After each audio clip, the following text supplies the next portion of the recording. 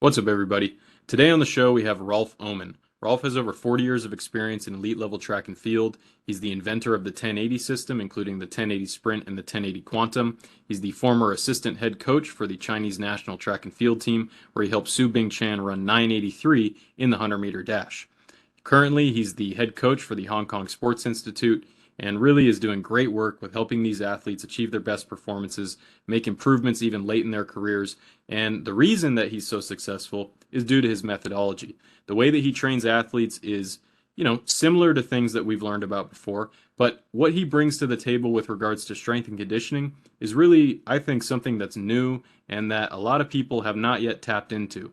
And as athletes, we have to not only look at research, textbooks, and the more official types of knowledge or information that's out there, but we also need to look at what are the best coaches in the world doing to make their athletes improve.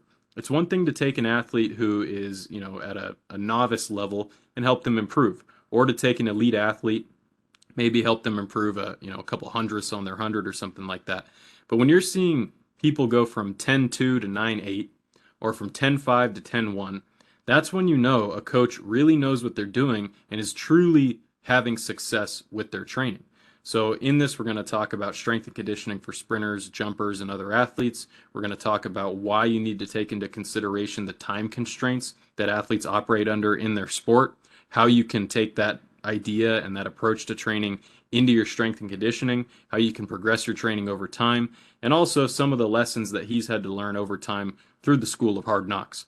So hopefully you enjoy this episode. I had a great time chatting with him, and hopefully we'll have him again here on the channel in the future. But in the meantime, sit back, relax, and enjoy the show.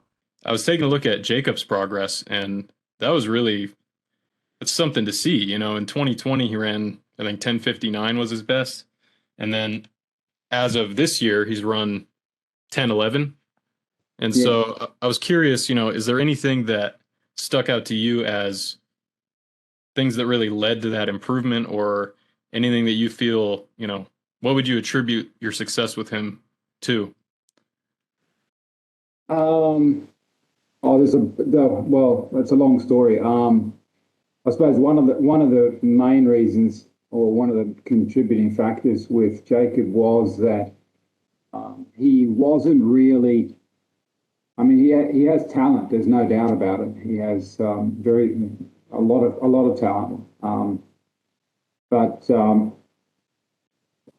what he was doing in the past was very stereotyped. Let's get into the gym and let's get big and strong, and then we'll run fast. And it doesn't work that way. It'll work that way for a very brief period of time, and you might get some acceleration out of it. But as far as your max velocity, and let's say the last 30, yeah, you're just not going to be able to put those pieces together. So his strength training was lacking when it came to the focus of his weight training in particular. And then of course it's the way. For example, there's a bunch of us now that work this way. I mean, Randy, Rainer Wright, and myself, and some other coaches as well. And that is that, especially the three of us, we've been working with the eccentric component for a long time. And what we've seen through a lot of pilot studies that I do with the help of my muscle lab system, is that we track velocity. Velocity is everything for us, an acceleration. So that means, for example, even in the eccentric phase, getting big and strong, doing the typical sort of protocol where you would start with 5 seconds, maybe 3 seconds eccentric, and 1-2 seconds in the concentric, and that works. And depending on the athlete, I will use that sort of a protocol as well.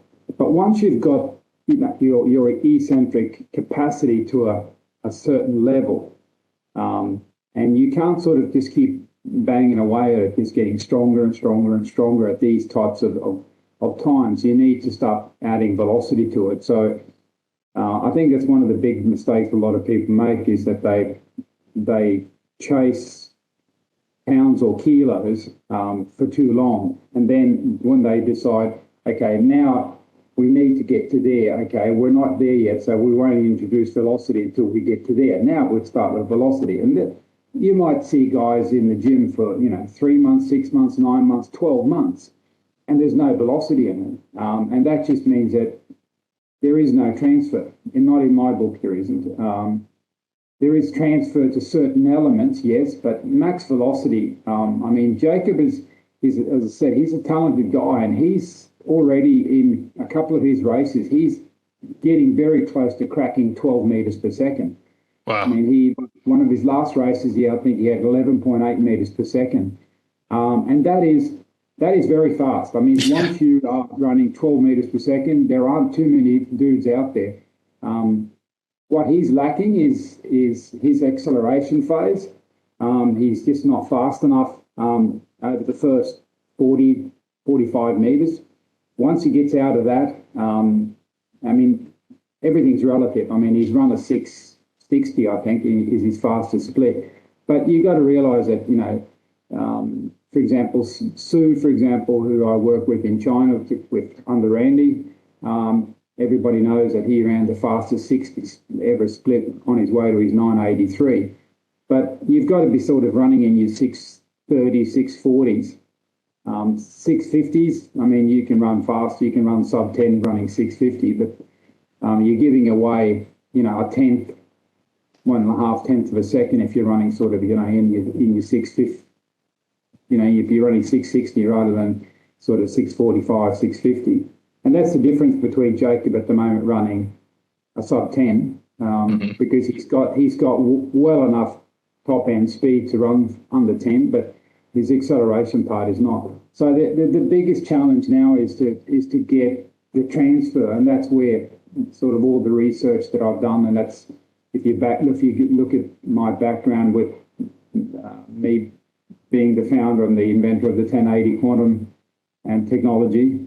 The whole idea of the 1080 quantum, which is the big system, was to be able to differentiate between what was happening eccentrically and concentrically. I wanted to load not only big and heavy, but also I wanted to be able to add velocity to the eccentric part, and then utilize that enormous storage of eccentric elasticity and power back in the concentric phase, but then of course use substantially less resistance in the concentric phase, and that was what became the robotic system, which is now known as the 1080.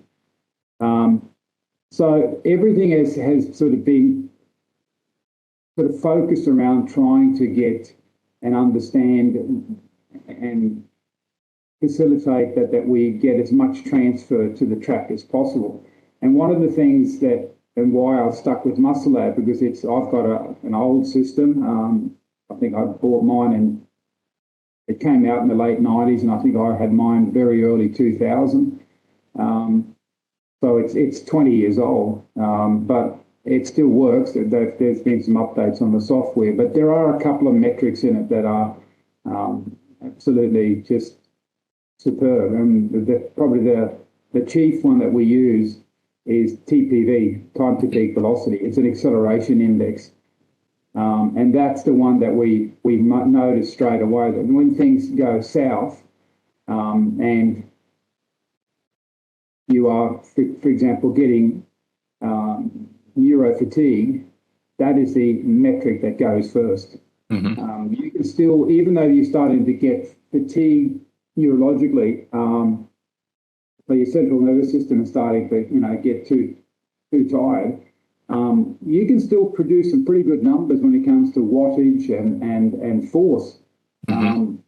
But and this is where sort of only looking at those metrics, for example, watts, we can get to that in a minute, but you need to sort of understand what is actually happening with the central nervous system. And TPV, when we started looking at it, and following it, like I said, over 20 years ago, it became very quickly apparent to it that as soon as somebody was getting towards the end of their, let's say, their weekly cycle, or there was a tough program and we had something coming up, and we had a few very easy tests that we used as a baseline. One of them, for example, was that during the warm-up, we would take a normal 20-kilo bar and we would do a squat jump with that, or we would do a hang snatch, for example, a drop hang snatch, well, only with a 20-kilo bar. Mm-hmm. Because the most difficult thing for the human body to do is to move light objects fast. That is what you're asking the most out of your central nervous system into getting to move a light object fast. So therefore, that became our sort of go-to test, which you can do in any warm-up, because a 20-kilo bar and jumping with it is not, that's not asking too much for the athlete. So we were able very, very quickly to understand that, okay, this is happening when we're lifting, and this is happening after this session, that session, this session, and it became sort of an obsession with us. My colleague, Kenneth Rigberger, who was the head coach of the Malmo Sports Academy, is retired today, but we still work every day virtually together. For example, we have a spreadsheet that Muscle Lab exports everything into Excel, which is great. And we have we've got a lot of metrics that we can get to that in a minute as well, but we've got new metrics that we use that we are the fathers of, and that come about because of the fact that we've been dwelling and trying to uncover more and more what is happening, what do we need to be looking at, why are we looking at this, and how do all of these metrics sort of play into each other. What's a contributing factor? If this goes up, that goes down, why does it do that? But we're just trying to understand as much as we can about the training process and specifically what we're doing in the gym, because I think that one of the biggest areas where a lot of coaches can get an enormous amount of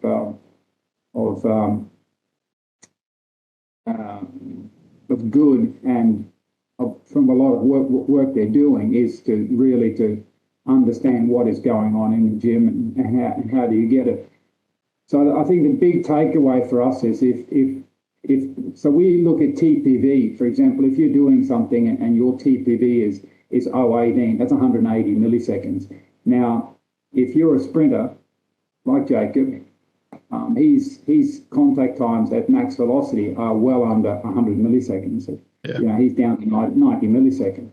So by just doing, let's say he's doing squats at 100, or he's doing short squats, box squats, for example, and they're taking him 180 milliseconds to reach time to peak velocity. That's twice the speed, or twice as slow as he will be doing when he's asked to be running at max velocity.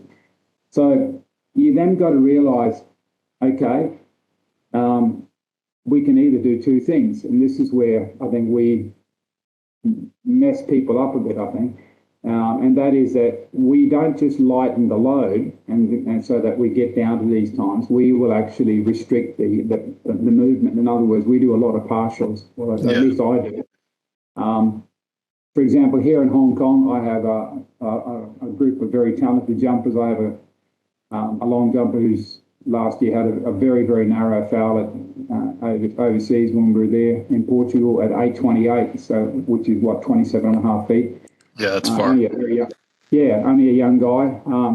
And if we're looking at sort of, what he's doing and what he needed to do is to get these contact times down. Because the whole thing is that if you're sort of operating at 180 milliseconds, 200 milliseconds, okay, what's your event doing? If you're in a period of periodization where it's okay for a short period of time to lift at that type of speeds, then yeah. But what we'll do is we'll go from a box squat, for example, and then we'll go to a 25 centimeter step ups. And that 25 centimeter step ups, he'll be doing with 140 kilos. And this is a guy who weighs 70 kilos. So he's using double body weight. But the fact that we went from a quarter box squat to a 25 centimetre step up, then the TPV will drop to, say 0.12, 0.13. So now all of a sudden we're at 120, 130 milliseconds. And that's about getting pretty close to what he's doing when he hits the board. But he's coming in at, 10 odd meters per second. So he's still capable of running, his contact times are faster. So then, for example, we'll work in such a fashion that we'll switch over and run and do 10 centimeter step ups. So, for example, the session we did this week, we're about to leave to Thailand on Saturday and do the Thailand Open Athletics Championships. It's part of our getting ready for the Asian Indoors in February. So we're doing this, and then we're heading down to Australia for a training camp and about 3-4 competitions. So we're doing 10 centimetre step-ups at the moment at the end of the week on Thursdays. And on Thursday now he had 0.07, in other words, 70 milliseconds. That's moving. Yeah, so that means that they're producing about 2,700 watts, and the movement is like 10 centimeters. So you can imagine the acceleration. And this is where the whole sort of philosophy of what we're doing is centered around, and that is there are two equations, and that is power is force times velocity, and force is mass times acceleration. Mm-hmm. So, and I think this is where people get it really wrong, because I think the power part is, some people don't quite get power, but they're getting closer to it. But the equation that they don't get is the force mass times acceleration. Because if you do not accelerate mass, then you can't do very much with the power part, because the power part is force times. So the force is you build up with acceleration. So in other words, it's all about speed. It's all about acceleration. So for me, I've sort of gone away from. Watt, as far as power, is still an important factor, but it is not the king of metrics in my book anymore. It is acceleration. So eccentric rate of force development, or concentric, we use what we call the EA index, which stands for acceleration, elastic acceleration index, which is, you get that by taking peak velocity and divided by time to peak velocity. And it shows the athlete's ability to be able to load eccentrically and come back concentrically. And you can see with athletes that have done this type of work with, for example, with me or with Randy, or other coaches who use this now, there are more and more people that are sort of understanding and sort of jumping onto this bandwagon. And that is that once you start conditioning them to be able to tolerate and work with acceleration, even in the eccentric phase, then things start to happen, because this EA index, it climbs very, very quickly. It's not uncommon to get people who have an EA index in the beginning of 3, 4, 5, and within sort of 3-4 months they're up into the 20s, which is a huge improvement. And you can see then how they can utilise elasticity and the eccentric phase to a completely, in a completely different way. The big thing with, when I started working with Randy, when he asked me to come over and work with him in China, was that I'd listened to Randy when he was sort of touring around Europe, and so we've sort of bumped into each other, and then just our paths crossed, and then in 2015 he said, look, come over to China, and in 2016 I started working in China, and it's now 22 and I'm in Hong Kong, so I haven't sort of gotten too far out of the way. But working with Randy was I can't say, even though Randy's not that much older than me, but he is grandpa, but there are very few people that I've met in my life that has the knowledge that Randy has. I think that a lot of people really don't realise just how brilliant this guy is. It is just absolutely astounding. He's he has so much experience, and one of the things that he's done is as soon as there's been any new tech on the market, Randy's bought it. Bang, he buys it, and then he tests it. And we live together, Randy, myself, and Damien Inocencio, which is one of the world's best pole vault coaches, French pole vault coach, who coaches a couple of the Chinese, and he's got a few other people these days. But he's back at home in France. In our apartment, we had there was a cupboard downstairs, and it was like where Randy threw all the tech that he didn't like. It's like, look what I've got, guys, and he had some gadget, and we tested, and he go, oh no, it doesn't work, choof, and away it went, But there's a lot of stuff that he does use, and I suppose that's where we sort of really hit it off when I explained to him back in, I think 2013. I was actually in Arizona. Yeah, he was working at what was it? What's it called? Exos, or yeah, Exos. Yeah, it was originally Athletes Performance, and then it turned into Exos. Yeah, I think it was that, and he was heading up the facility there. So I drove down because 1080. Already then we'd set up our headquarters in the US is in Austin, Texas, and I grabbed the pickup truck. And I hired a pickup and threw the quantum system on the back, and when it went from Austin over to Arizona. Driving like this. Yeah. Oh no, well, it's not quite that heavy, but it is a bit of a handful. But we got over there, and I showed Randy, and of course Randy's, you can only say that Randy's Mr. Keiser. We'll get into that as well because that's another story. But I showed him the 1080 system, and he realised, that shit, this thing works. And I think I sort of sparked an interest in him, the way my reasoning, what I was thinking, how I was thinking, what I wanted to do, why I wanted to build, and why I built the 1080 system.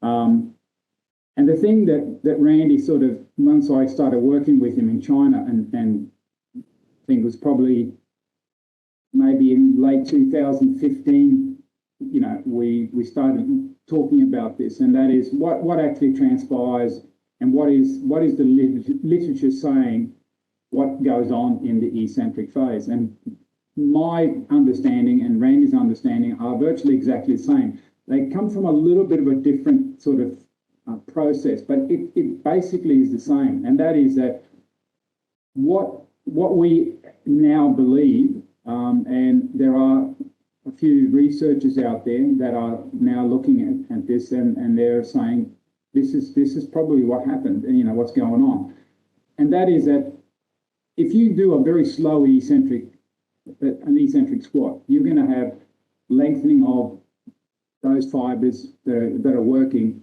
during that whole range of motion. Now, if you speed up that eccentric phase,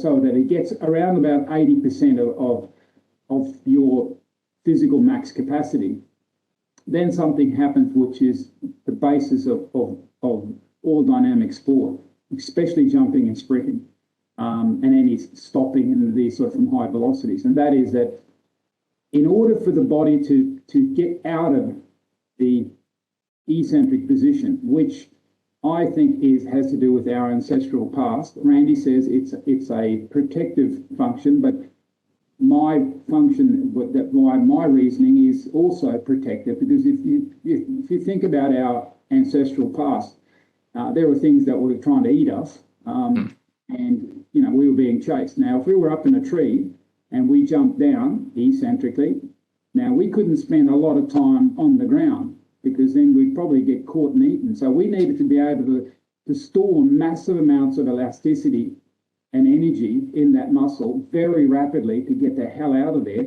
so that we didn't get eaten, or that we could actually grab something and eat ourselves. So what happens is in the last few degrees of for example, if you're doing a half squat down to a box, that is that, and this is what's called the DIS, the dynamic isometric strength. There is a phase where the muscle will go into an isometric state, and it does that, as Randy says, to protect itself from breaking, and also it does that to store massive amounts of elastic energy so that when things do stop, it can get out of that position. Now, whether or not it's to protect the muscle or to protect the owner of the muscle, the being that's connected to this, to get the hell out of there, it's the same thing. Yeah. It is a function that is there to protect us, and we don't really, nobody's really, stop to think and look at this, because what happens if we do something that is slower than 80%? Well, then we can see it quite clearly. You're not getting as much, you won't get as much power and velocity out of the concentric phase, because you simply didn't store that amount of elasticity over such a short period of time. Mm-hmm. One of the things that sort of spurred me to building the 1080 was there was an Italian physiologist who was very much ahead of his time called Professor Carmelo Bosco.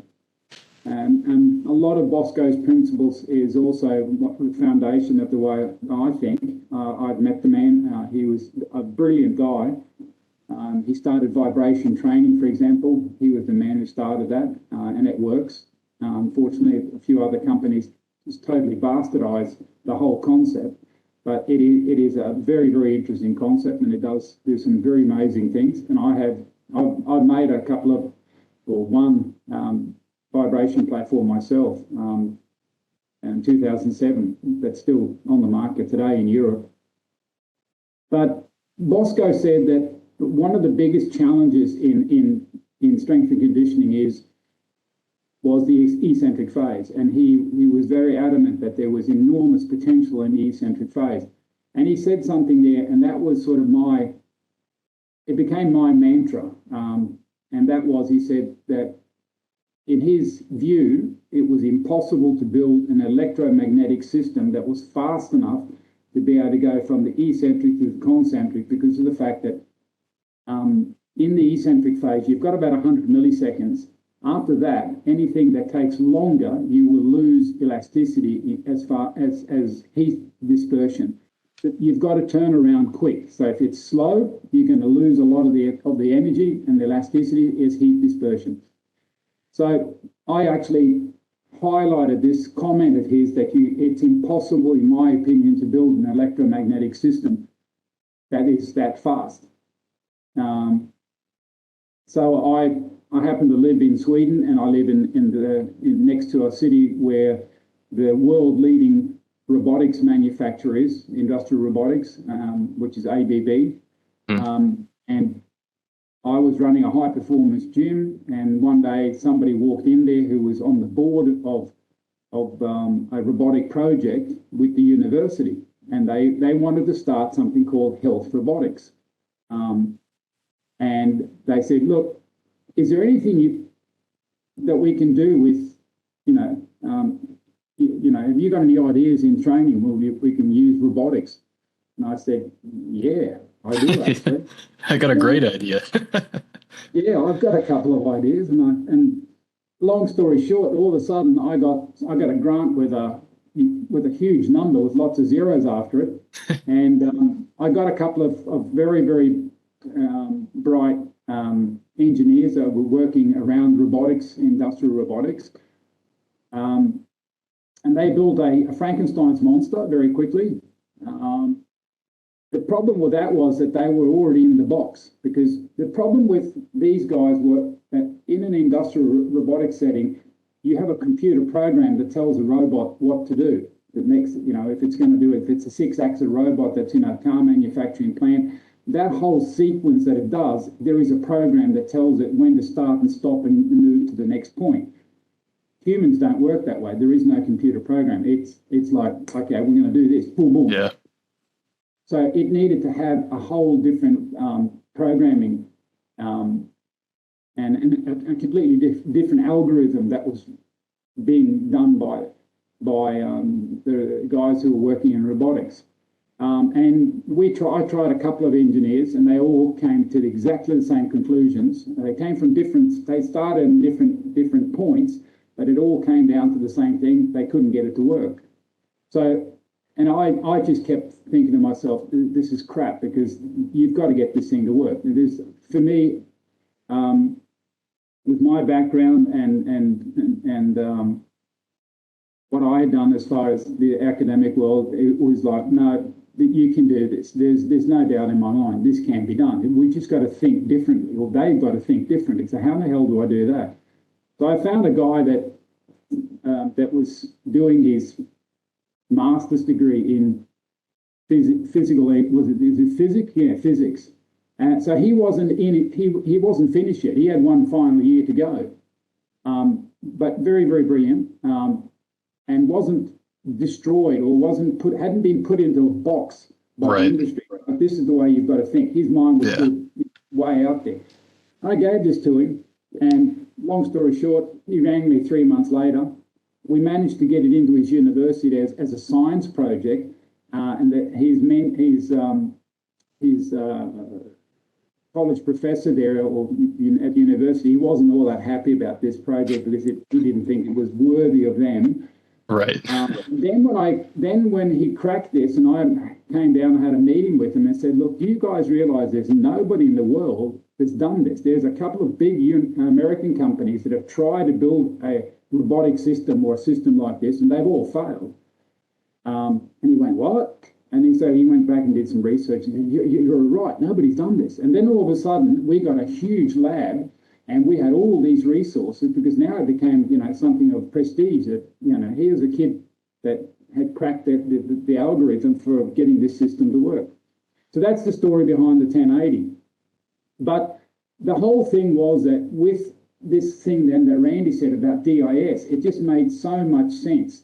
And when I came to him and showed him this, and he was already thinking in these ways, and that was what he was already doing with the Keiser system. The Keiser system is great, and it has, in my view, and the way, if you have the perfect world, there is no doubt in my mind whatsoever that the absolute perfect world is that you get big and strong with the 1080 system. You do the first initial parts of power development, both eccentric and concentric, with the 1080 system. Then you move over to Keiser, and then you move over to a normal bar, because the thing is that all of these first two stations, they are a hybrid resistance, and they're not a gravitational resistance like we have isoinertial, where you have something that it becomes very heavy as you accelerate it, and initially, because of the massive acceleration, for example, when a shot put, it gets much, much heavier than 16 pounds,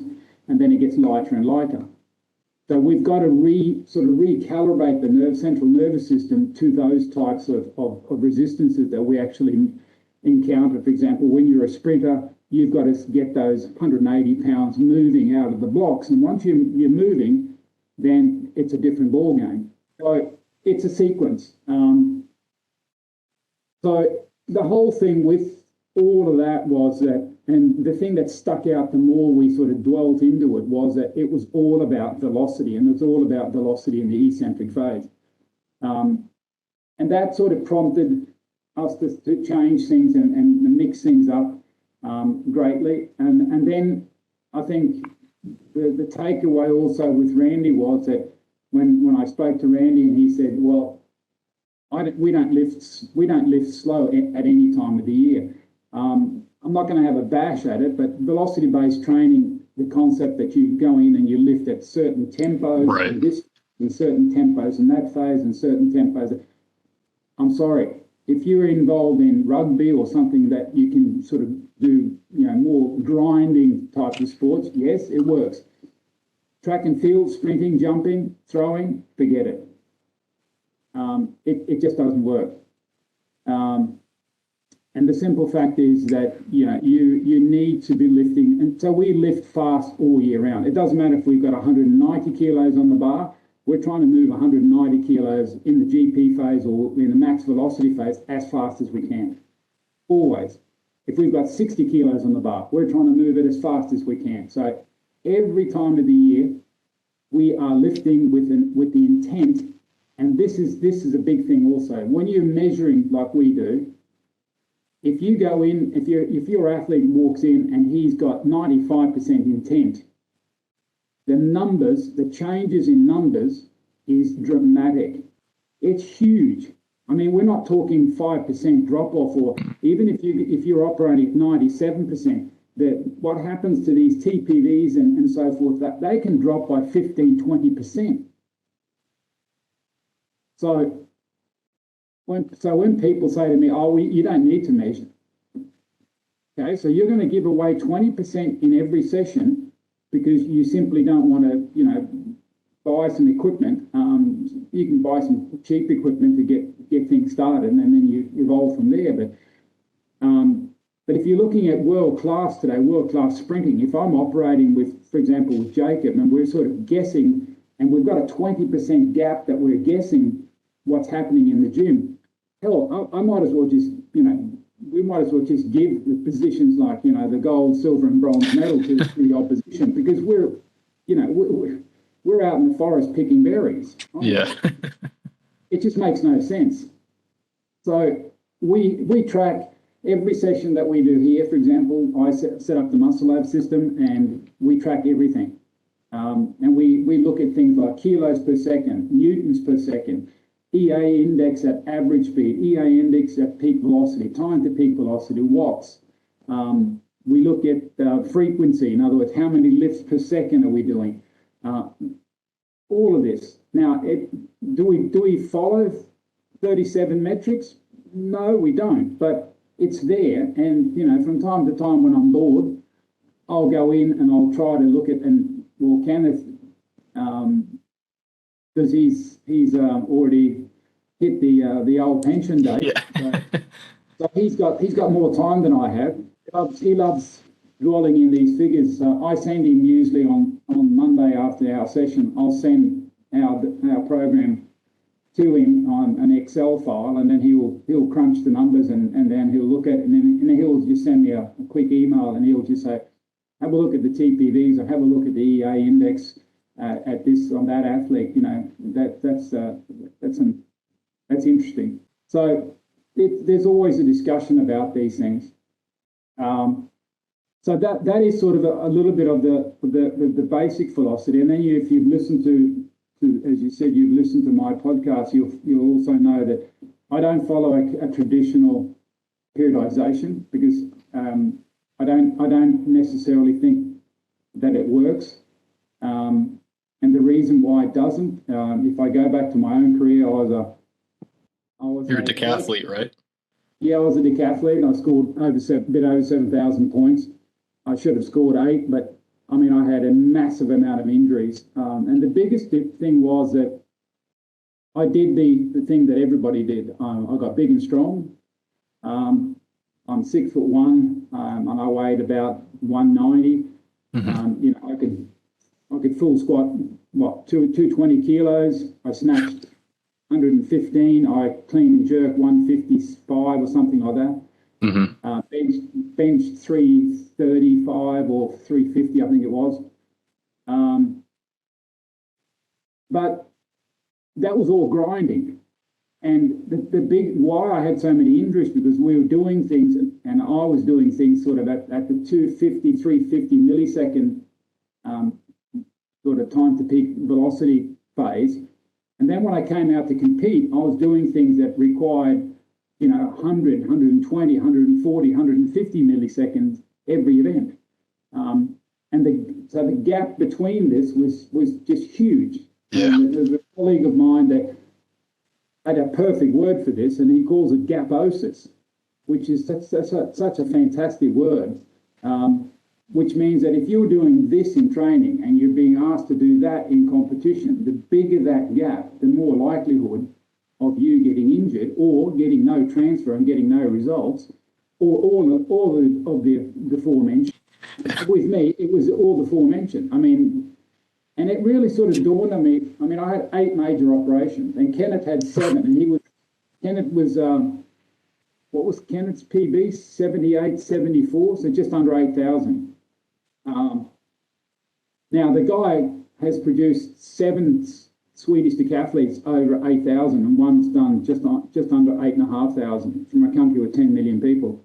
But what we learned from that was that every time we had a major injury, when we came back and had done rehabilitation, the weird thing was that virtually as soon as we were able to jump or throw again, we were doing PB distances. Now, how in the hell could you do that? You've just been out for 3 months injured. Because now all of a sudden the central nervous system was rested. Hello? And it's sort of after about the 3rd or 4th operation I had, I think it was probably after my patella tendon snapped. And then I realized I can't keep doing this. No. And unfortunately, I changed a lot of things. Then I started training myself and using other groups and that. But I made the fatal mistake then of sort of changing things too fast. And I had another injury which finished me off. But it was unfortunate because I was on the way to a big score when that happened during the competition. But it really sort of made me understand that what I was thinking, how I was thinking was right. And then I just sort of kept doing that. And so I started a system which I had a meeting. I moved back from Europe to Australia, and just before the Olympics in '88, Charlie Francis was in Australia, and I met Charlie, and that was sort of like that was sort of like a wake-up call. It was like getting hit by a sledgehammer, because this guy absolutely just. Well, first of all, I annoyed the shit out of poor Charlie for 2 weeks. I mean, I just didn't leave the guy alone for 2 weeks. So sort of like me messaging you. Oh, no. I think there's a word for it these days. It's called stalking. Yeah. But poor Charlie, he was just like, no, God, is this guy here again? I just kept bombing him with questions and everything. But what Charlie was saying was just making so much sense. His vertical integration of his strength training, the way he was doing his speed training, all this sort of running lots of repetitions at 70, 80, 85, 90% of max. He didn't do anything like that. I mean, and neither does Jacod. I mean, we run extensive tempos at 70% because it doesn't tax the central nervous system. But as soon as we do any max velocity or speed endurance, we start at 90%. And then we go 90, 92, 94, 96, 98%. The thing Charlie asked me when I said, well, when do you do 6-150s at 80%, 85%? He looked at me and he said, do you race at 85%? And I said, no. He said, well, why in the hell would you want to run reps at 85%? And I just stood there and I said, why hasn't anybody else said this before? It was like, hello, ding. And once I started doing that, that was sort of the first thing. And then it was the accumulation intensification periods. Now, the reason I do those is primarily because of the fact that we know that to get to a new level, physiology-wise, it takes about 3 months. So I do 2 weeks of accumulation, a recovery week, then we intensify 2 weeks and a recovery week. So my blocks are 6 weeks long. So that means that if it's a max velocity or a max strength block, for example, in the gym, then it takes 6 weeks. Now, if you do 2 of those, that's 12 weeks. There's your 3 months. The other thing is that with 2 week blocks, if you look at traditional sort of the way people work, either a step up or a step down, most people work with 4 week blocks.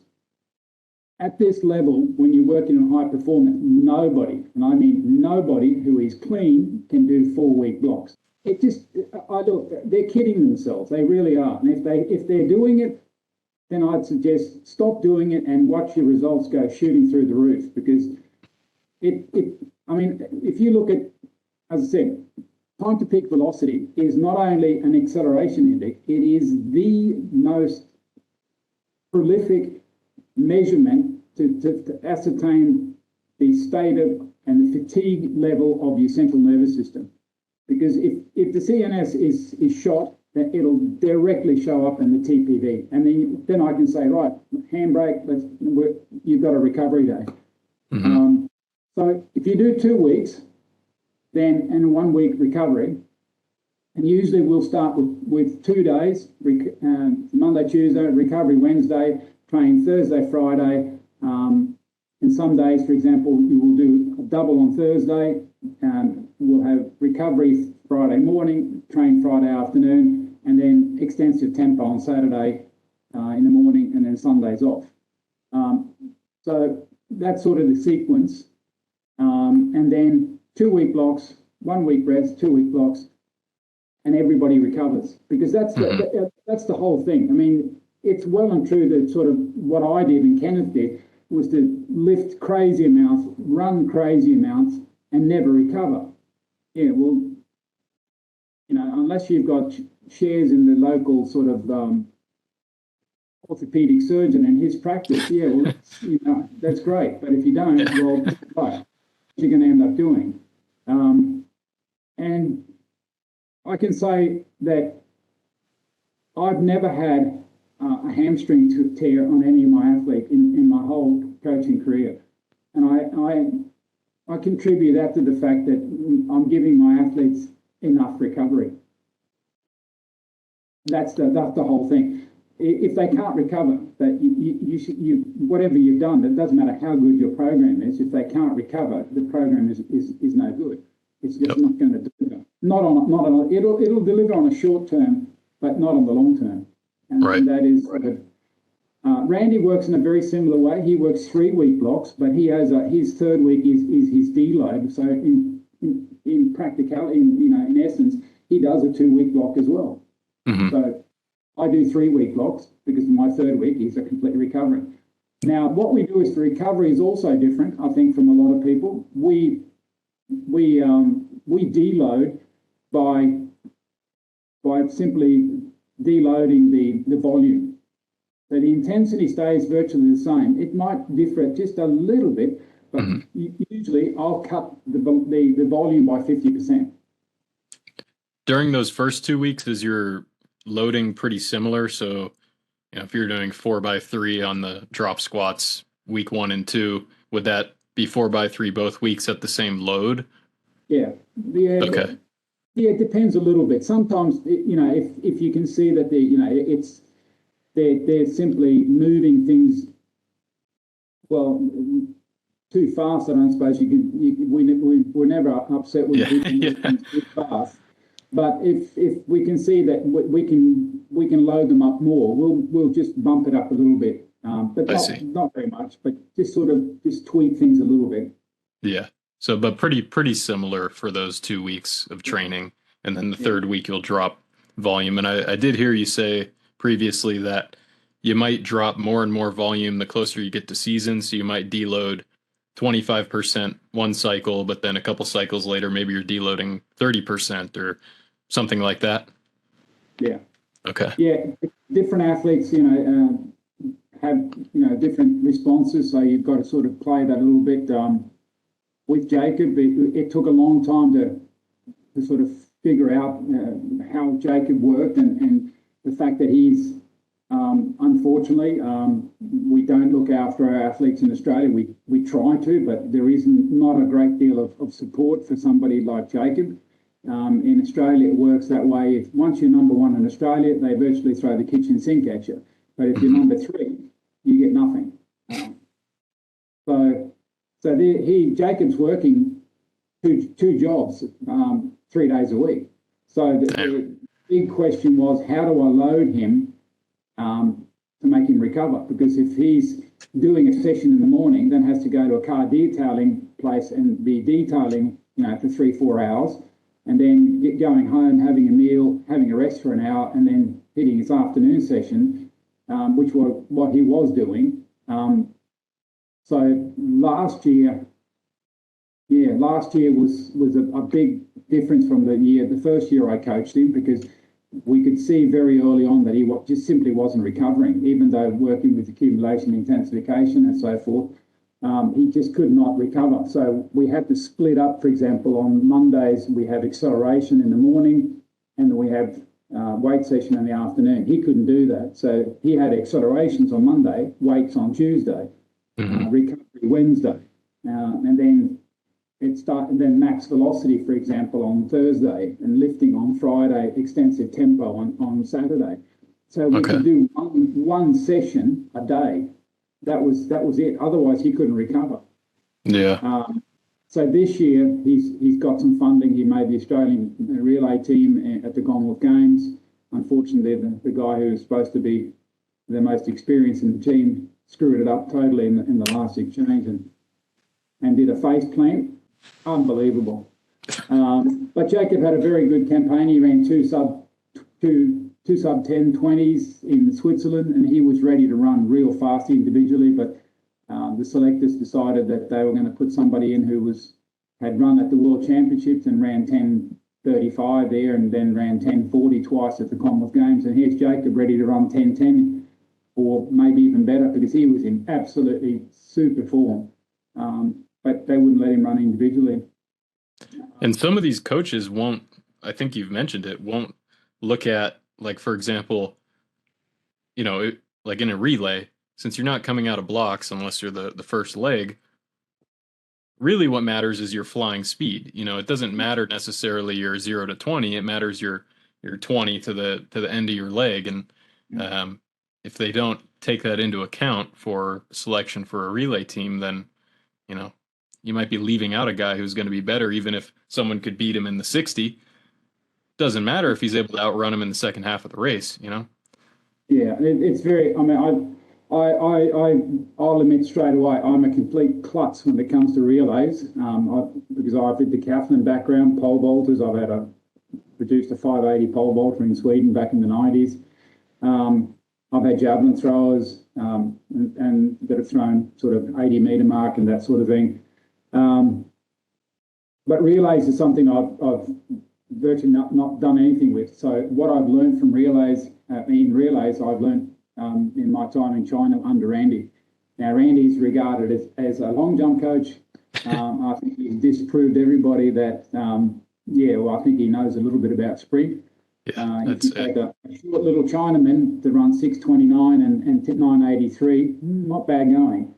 And then you get the national relay team, despite having one guy who was injured, they ran 37, what did they run, 37.75? Mm-hmm. Got fourth at the Worlds. So that's pretty good. Yeah, no, Randy knows what he's talking about, and like I say, it's all about how quickly does the baton move through the relay exchange zone.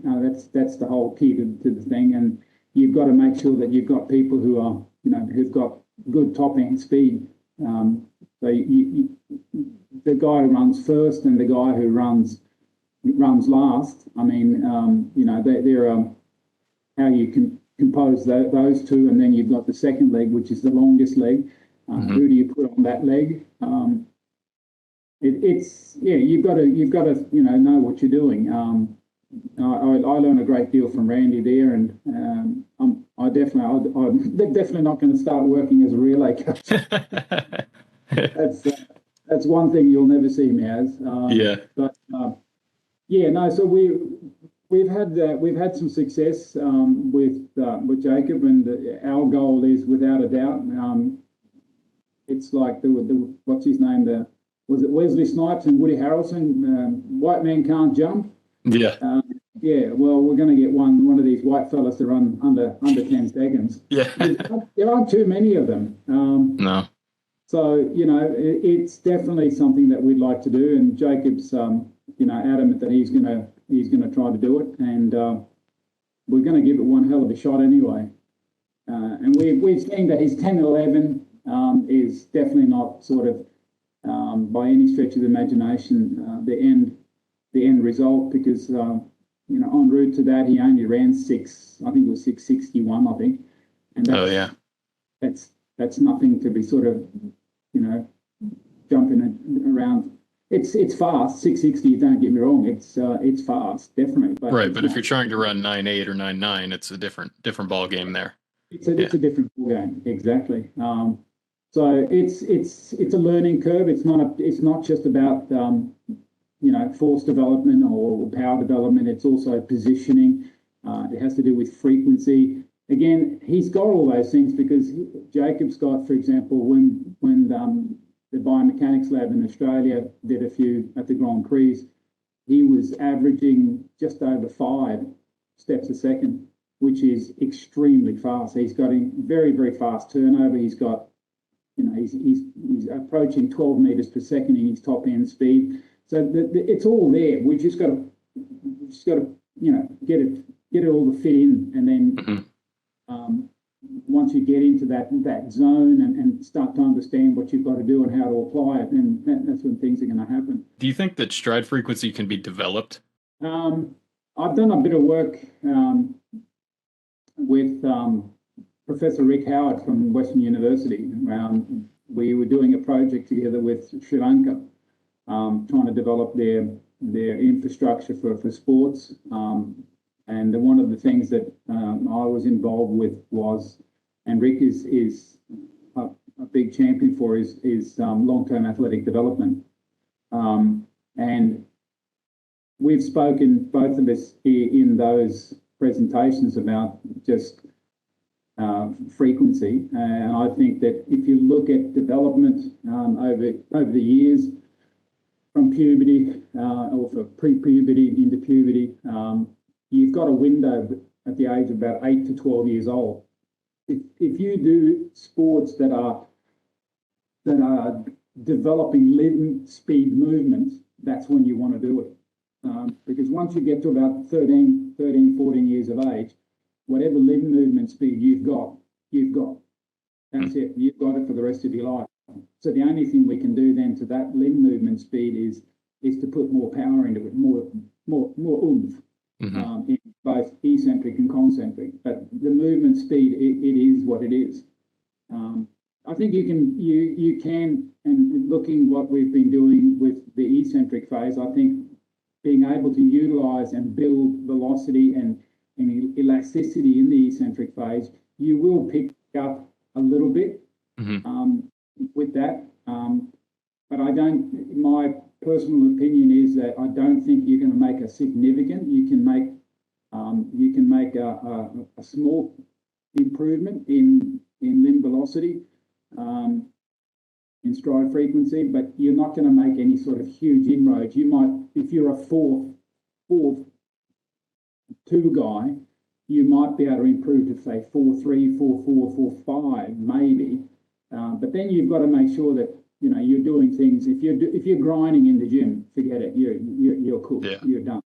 You're going to have to utilize the most up-to-date tools and thinking in what you're doing in strength and conditioning to get the most out of your system. And you will pick up a little bit because you're becoming better at getting off the ground. Things like seated calves, for example. One of these areas that I wasn't paying a great deal of attention to until Randy sort of got onto me and said, look, you guys are too weak in seated calf. And he explained, what the seated calf does, what the soleus muscle does, how important it is in ground contact. It is what stabilizes the whole lower leg and absorbs the impact and distributes the impact.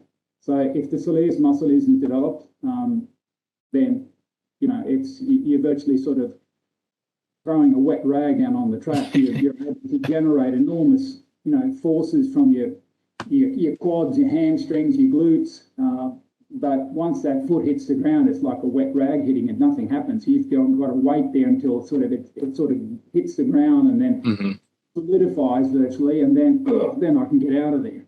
But if you've got that elasticity and you've got the capacity in the soleus muscle to do something, then you'll be able to answer.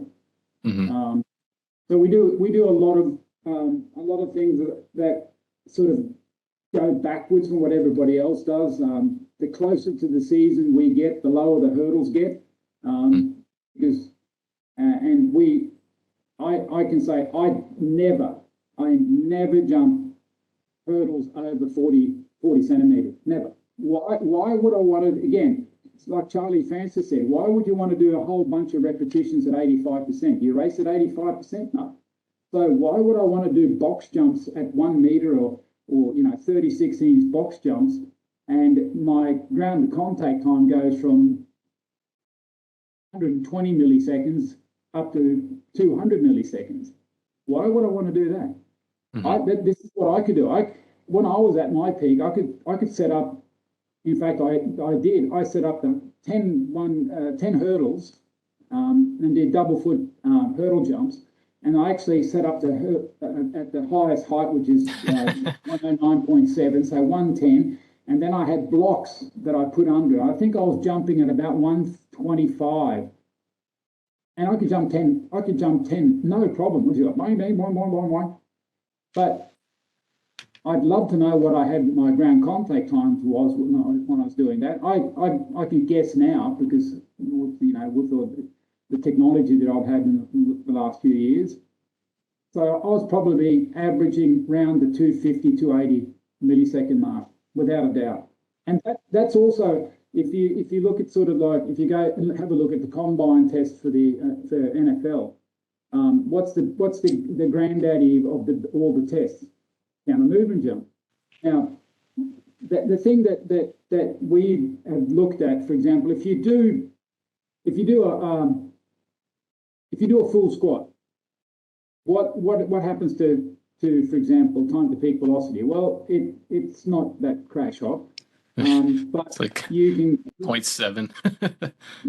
yeah, probably. But you'll produce some pretty big numbers when it comes to power. Why? Because it has to do with velocity as well. Accelerate that bar. You've got so much time to accelerate that bar, so you get big numbers in velocity, and per se you get big numbers in power. Now, what happens when you decrease the range of motion? Well, you decrease velocity because you've got less time or less distance to accelerate. But that velocity drop isn't that dramatic. But what does shift enormously is the acceleration. It just goes off the chart. So you're accelerating much, much quicker. So everybody who's jumping these big CMG jumps, yeah, that's great. But if you stick a force plate under them and have a look, most of them are doing it at about 280 to 350 milliseconds. Now, if you're a sprinter or even a long jumper who's on the board, if you're a world-class long jumper, you're on the board about 120 milliseconds. Now, if you're doing something at 350 and getting better and better and better and better at 350, that's a factor of 3 too slow. So is a counter movement jump a test for looking at sprint talent or jump talent? Oh, hell no! It's probably the worst metric you can find. And how we sort of got onto that was that when we were testing different sports. Now, Kenneth was at the Milan Sports Academy, so we've got an enormous amount of data from a lot of different sports. Short track, ice hockey, handball, volleyball, basketball, track and field, and so forth. Now, we had guys who were jumping sort of, your 36-inch, talk inches, vertical jumps, or at least 30 and plus. And then you had people who were jumping 20. Now, what was striking was that some of these people who were jumping 20, 25 inches, their peak velocity was very, very close to the guys who were jumping these massive big jumps. but they're only jumping like 50, 55 centimeters, and these other guys were jumping 80, 85 centimeters. And that's a big gap. That's a foot gap. That's a 12-inch gap. So what was going on there? There's something going on here. So then we broke down the test and had a look. And what was so startling was that there was people there who were jumping, who were deemed as being no big talents because they simply didn't jump a big CMG. But when you looked at their acceleration curve, it was like this. It was virtually vertical. But they just didn't have enough oomph to keep it going. But their acceleration capacity was off the chart. Whether these guys who were doing these big jumps, their acceleration curve was like this. So here was a whole bunch of kids who were huge talents for doing things fast and explosively, but because they were doing a test that doesn't show their true capacity, they were deemed, oh, well, go and do something over there, but, because you 55 centimeters, it just doesn't cut it as a high jumper, a long jumper, or a triple jumper. Mm-hmm.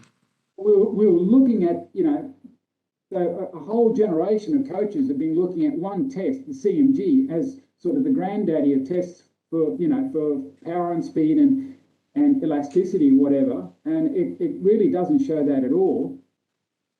And this sort of gets us into that discussion where, how do you look at power? The problem with power, and I'm having a lot of discussion with Ty Seven, who's now the president of Keiser, because I love Keiser. It does some very amazing stuff, and especially one of my absolute favourites, and I've got to again thank Randy for introducing me to Keiser, and that is the Keiser rack and using air mass combos. One of the crazy things when you hear a lot of strength and conditioning coaches, especially in Europe, but even in the United States, there's no eccentric phase in a Keiser. Like, whoa, what are you talking about? They've never used one, I guess. Yeah, well, even if they have, because of the fact that when you go down very quickly with the Keiser, because it reacts exactly to what you're doing, it follows you. It just goes, and you don't actually feel the weight. But hang on, what happens in that DIS phase? Well, all hell breaks loose, because then all of a sudden, whatever load you had, it's coming at you like a freight train. And you're going to build DIS capacity like out of this world, but you've got to understand what it's doing. So I started doing measurements. As soon as I got over to Beijing, Randy said to me, get your muscle lab out. I want figures because nobody's ever done it. I want to see 150 kilos on that bar, full mass. Then I want 50-50 air over here, and I want 25-75 over there. What happens? What in the eccentric phase? So we now know what happens at 100% mass, 150 kilos, what happens with 50-50 air mass, and what happens at 75-25 air mass. And I can tell you that what happens over there at the 150 kilos eccentrically, and what happens when you at 50-50 is about 25% more is happening in the eccentric phase, 25%. So those that don't think there's anything happening in the eccentric phase with the Keiser, rethink, you're all wrong. Let's just sort it out, whatever, get past it, go to the next station. So the interesting thing then was that when we started doing stuff with Keiser in our training, we could speed things up successively. So we'll start at 100%. We'll do box squats, for example, with a normal bar. So we'll say, I'm going to say 150 kilos. And then when we get into the accumulation phase, we'll use 150, in the accumulation phase, we'll use 150 kilos. And then we get into the intensification phase, then we're still using 150 kilos, but in this phase, I've decided that what we're going to be targeting is the DIS. So we'll then start the first phase. If we're doing 2 blocks, then we'll do the first intensification. We'll go 75 mass, 25 air. Then we'll go back and accumulate. And then the next intensification, it'll be 50-50. So it'll be 75 air and 75 mass. So then we've speeded up successively. We've sped up the eccentric phase throughout this period. So we're not just targeting our power output, but also looking at the DIS capacity. And this is where it gets a little bit tricky. And this is where I've tried to a lot of discussions with a few of the guys, new guys in Keiser, because Keiser only gives you one measurement, watts. The problem, as we've touched upon earlier today, is that you can get people, for example, who are, let's say they're doing 2,500 watts in an exercise, and then they do an intervention for 6 weeks, and then they do a new test, and they do 3,000 watts. Everybody's hopping around, high five, yay. And then, unfortunately, I come along with Muscle Lab and I spoil the party, because I then show them that, okay, you've increased from 2,500 watts to 3,000 watts, but it's actually taking you longer. So the force velocity curve has gone over there, but we want it to go that way. We want it to go to the left. So all of a sudden, what was a big increase in power is useless, because you can't transfer it, because now all of a sudden you're producing it over a longer period of time. Now, if your event sort of wants 150 milliseconds, and now all of a sudden you're producing it well over 200, you're not going to get any transfer. It's as simple as that. When you're shifting between the different, loading schemes with the Keiser rack, or going from pure bar weight into that, would you go bar weight and then, some air, mostly mass, and then would you go back to the bar only, or would you reaccumulate with that same percentage of, say, the Keiser rack, to where maybe you go from bar accumulation, a mix of air and mass for intensification, then would you do the next accumulation cycle with that same ratio of air and mass, and then reduce the mass and add more air for the intensification?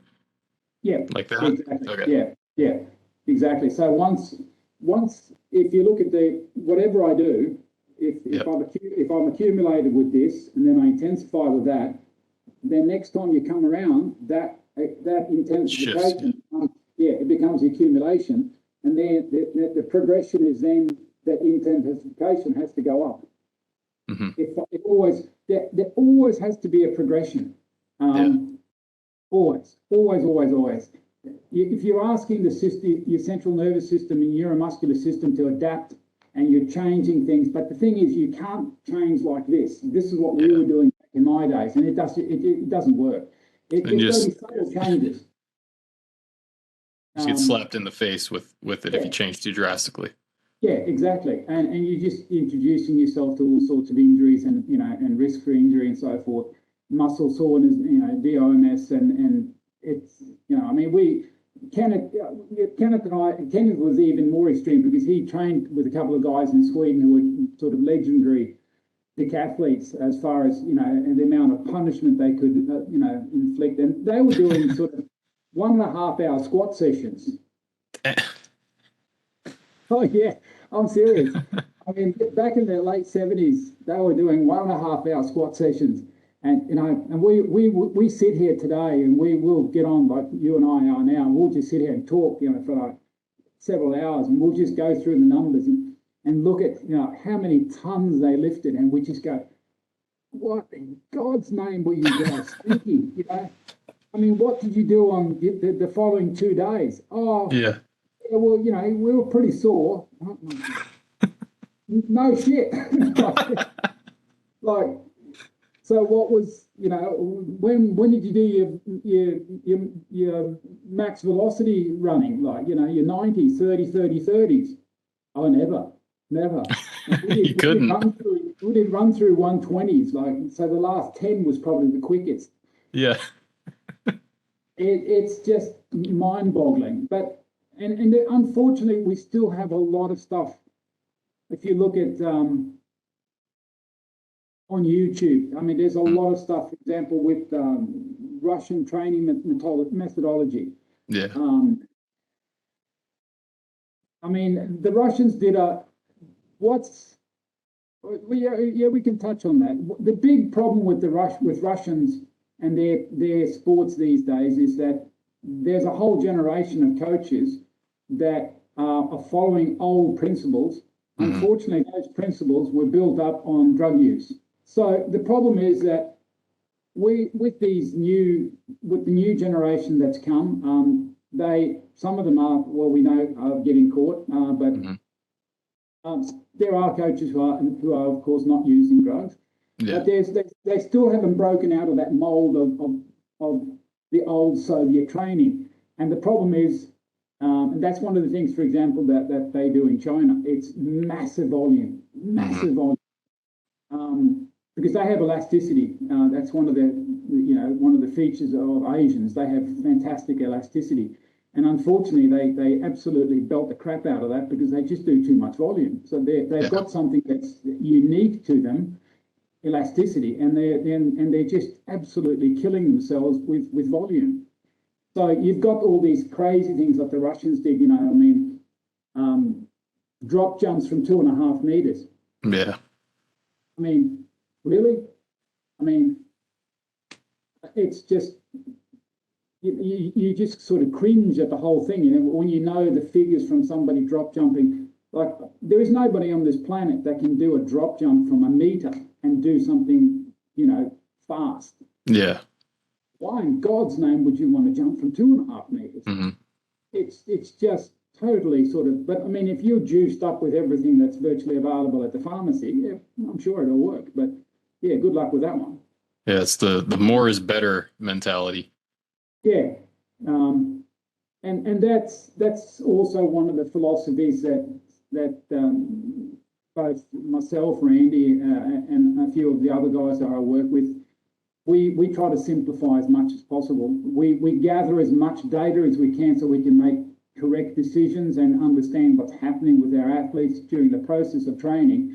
But we always try to simplify. More is not better. Better is better. And we try to make,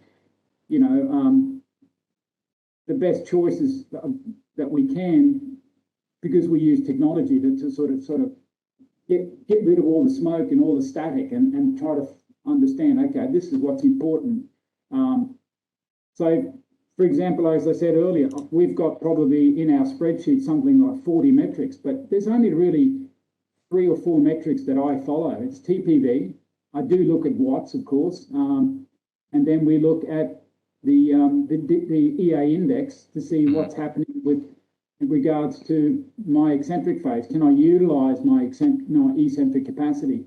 And if I can do that, and my EA index at peak velocity is moving in the right direction, then But if I see that all of a sudden that the EA index is stopping, we've done it 4 weeks or whatever of our 6-week block, and I can see that the EA index it's actually stopped and it's starting to actually drop, then I realise, okay, something's going on. We're going to have to look at, are they recovering? What's going on? How much are they? Most of my athletes, they're still at university here, and they have exams and so forth, and everything. Everybody knows that once that comes up, then they're stressed out from exams, and they're having to do this and that and so forth, and that means that if my block of, let's say, max velocity phase at the moment, or it might be max strength phase, coincides with that, well then that's going to mean more neural fatigue for them, and they most of the time they won't sort of get through a whole block without me doing some sort of a change. And that change is always to make sure that they don't fall to pieces. And it doesn't matter how much talent you've got. If you're injured and you can't train because you've got muscle soreness, delayed muscle soreness for 3 days, like we used to have, then you're doing them a disservice, and you're not learning anything yourself. One question I have is, how do you go about selecting the loads at any given point in time? Because, if I'm looking at a bar and I can throw on, okay, I'm on the Keiser rack, I'm going to do a mix of air and mass. How do I know that I'm not going overboard on the force side?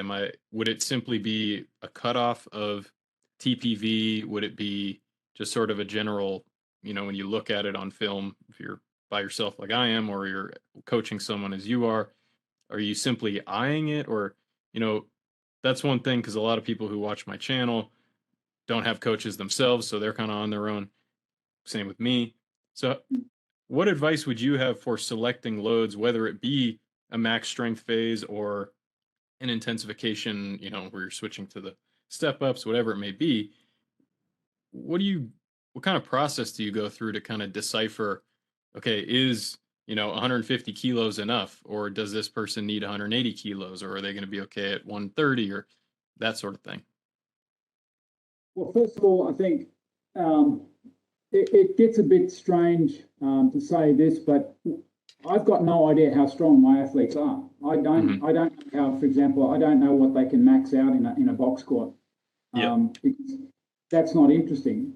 We never do less than 2 reps. For the most part, we're doing 3s and 4s. Why 4s?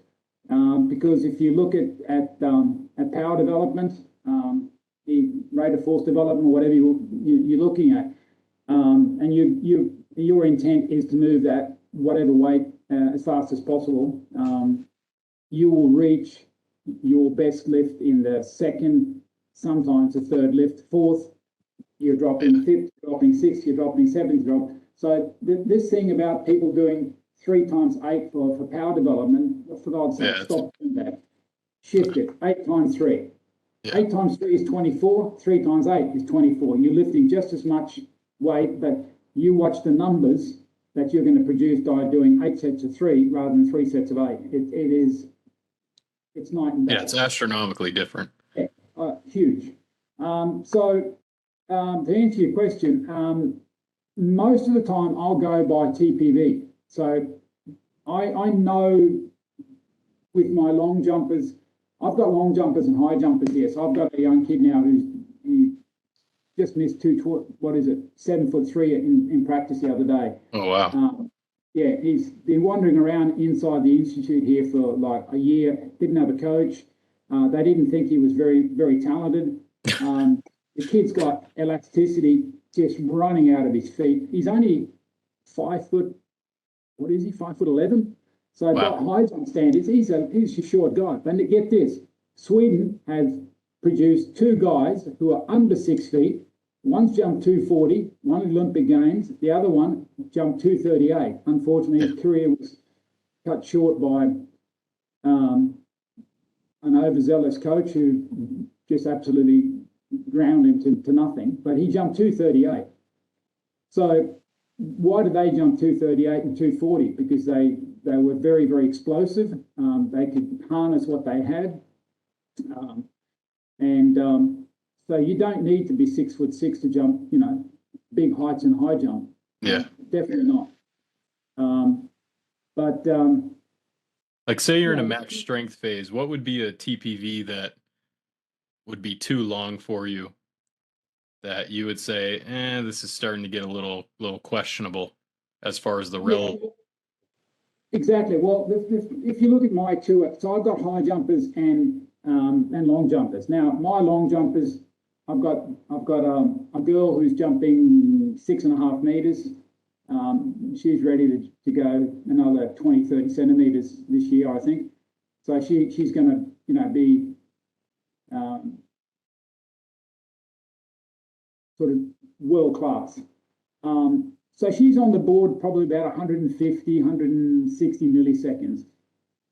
The young chap that I've got who's ready to go 8 meters plus, again, he's probably, anybody who's jumping those distances, you're down about 120, 130 milliseconds. High jumper, the young chap that I've got, who's now up at 220 plus level, When he's jumping that, he's probably in the ground 180, 225, 230 maybe, somewhere around there, maybe 240. I've got a female jumping 6'3", 6'4", is it? 188, 190. So she'll be a little bit longer. She's probably in the 250 range.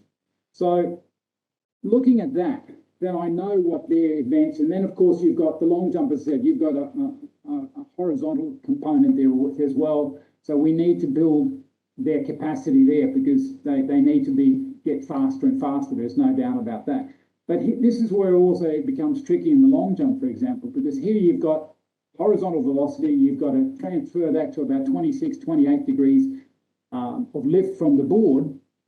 So you're going to have a problem if your horizontal velocity increases, let's say, 0.5 meters per second. That means that you're going to need a lot more eccentric fast capacity to be able to withstand that. Otherwise, you're not going to be able to utilize that capacity whatsoever. So if your eccentric capacity has gone nowhere, but your horizontal capacity has, it's going to be difficult to get anything done with this because you simply won't be able to do anything on the board. So therefore, then we're always looking at going a little bit faster. So that, for example, if we look at the max strength phase, if we take my male long jumper, for example, we know that sort of anything that's above 180 milliseconds is just a waste of time. Yes, he's going to get real strong, and for us, like anything over 200 milliseconds, that's grinding because it's so far away from what we're actually doing horizontal velocity or what we're actually doing on the board. So most of the time with him, if we're doing a max strength phase, if we are getting close to 180 milliseconds for 018 and the TPV, then that's it. We won't load any more. And if we do load more, we'll shorten the range of motion. That's always the takeaway. So we'll select a height on the box that transfers to around about the sort of 160, 170 milliseconds when we start that phase. And as we get into the max strength phase, not only do the weights move a little bit, but we're trying to move them faster. So then if I can see that, okay, at a set box height, let's say if it's a, I don't know, 30-inch box that we're using, that it's using, and I can see that, okay, the TPV is getting a little bit faster, a little bit faster, a little bit faster. Okay, interesting. Then I'm happy. So then what we'll do is in the next phase there, we can actually increase the load a little bit, and then we can actually increase the box a little bit. So now all of a sudden I'm lifting a little bit more weight, but I'm doing it a little bit faster. So now all of a sudden the TPV's crept down to maybe 150. And as I said, the other end of that spectrum is the 25 centimeter step ups. They're sort of at 014, 015, 150 milliseconds. 10 centimeter step ups, we're at 70 milliseconds. So it all shifts toward that. And like I said, the step ups that we're doing at the moment, he's using, double body weight, virtually double body weight, just under. And he's moving it at 70 milliseconds, which means that he's not that fast. If he was running at max velocity, he's not that fast in the ground. And it's way faster than what he's going to be on the board. So we've got capacity. So that means that in this case, I can load him up with, this is what tells me that I can load him up in the next max strength phase that we're going to be doing for the outdoor season, for Asian outdoors in July, for example. After we go back from our training camp from Australia, we've got the indoors in February, and then we've got a bit of a build up again in March, April, and then we'll be outdoors again. So in that phase, we will go back and I'll increase the weight of those 10 centimeters step ups, or Kenner calls them step downs because they are, because you lift your foot and then you attack the box. So it is actually, it's not stepping up, it's stepping down. See if I can pull up a video here real quick. I just want to see if this is something that you would say is just simply too slow. So would you ever go to this depth, or would you keep it higher? No, that's probably about the maximum depth that we would go in our first sort of initial GP. Okay. That's about it. Gotcha. And then from there, we work our way up. Okay. Yeah, that was 84 kilos plus 63 kilos of air. And it just intuitively felt too slow to me. And that's one of those things where, like I said, you look at research, you listen to a strength coach, and it's like, no, we got to be pushing these weights. But personally, I just want to move lighter weights fast and then try to increase that over time that I'm moving, whatever velocity I'm moving it at. I'd rather progress the weight according to staying within that velocity zone if I can, rather than going to these extremes of, okay, now I'm going to work up to a 385, 405 squat and then try to drop it down and move it faster. It just seems like, I don't know. I get caught between the two places. So, okay. So that would be a GPP type of movement for you. Yeah. And always, if, for example, when we're doing this type of work, even if it's faster or in a higher in a box squat, for example, always after every set we do, let's say a box squat, then we do ankle pops. In the next, we've got 3 Keiser racks next to each other. So we'll do ankle pops with, for example, 20 kilos of air. Okay. So using the light bar, which weighs virtually nothing, and then we add 18 kilos. So I think it weighs 2 kilos. So 20 kilos, and we'll do ankle pops, and then we'll drop the weight as we get into the intensification. We'll drop, exactly. Exactly. So they are always in every time we do squats, we're always doing ankle pops, either with own body weight or with the Keiser rack, where we're using different amounts of air. That is so that because when you're accumulating, or even if you're intensifying, we're using big weights, and we always have this thing with contrast training, that we've recruited as many motor units as possible because we're moving such big weights, and then we want to realize that with this and keep this elasticity going, and never venture too far away from the elasticity. So the elasticity part is always in there in some way or another. Okay. So ankle pops is a sort of a staple. It's a staple of what we do. And anytime we do any leg work, if it's step ups, box squats, or whatever, there is always a moment of ankle pops. And for example, now, because they're going to compete next week, the ankle pops that I'm doing now with them, for example, that they've done their step ups now, the 10 centimeters ones, which are super explosive. Things are moving very fast. But then we've also moved with the ankle pops. So now we're using banded ankle pops. So we're getting off the ground. In other words, I'm deloading myself. So now I don't weigh 70 kilos. I weigh 60 or 55 kilos. So to be able to get off the ground, I've got to respond quicker. So now I'm asking more again of the neural system. So everything always progresses to doing things faster. And I think that's the big takeaway again. If I go back and listen to, what Charlie was saying way back in 1987, 88, and that is that if you're not progressing the velocity part of your strength training, it's a waste of time. Yeah.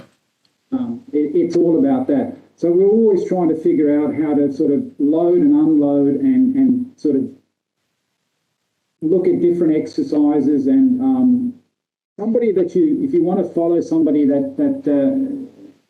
doing a lot of research in this, and he's got the EA index is now under review by a bunch of researchers, and that's Professor John Cronin from New Zealand. He's a really smart guy, and he publishes a lot of things, and he was about to publish something on why the importance of partials, and then I did a podcast with, I can't remember who it was, and I sort of spilt the beans about partials. That Randy and I do partials, and Randy and John quickly messaged me, and he said, "Right, well, thanks for ruining my education series."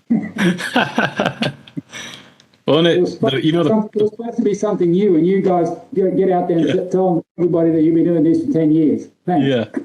Well, and the partial range of motion is something that I personally enjoy it more because I feel more athletic when I do it. I feel like I'm able to exhibit my gifts as an athlete in those movements, whereas when I drop below a certain point, it just becomes a total grind. Whereas when I do like that Keiser ankle pop, okay, I'm bouncing off the ground pretty well.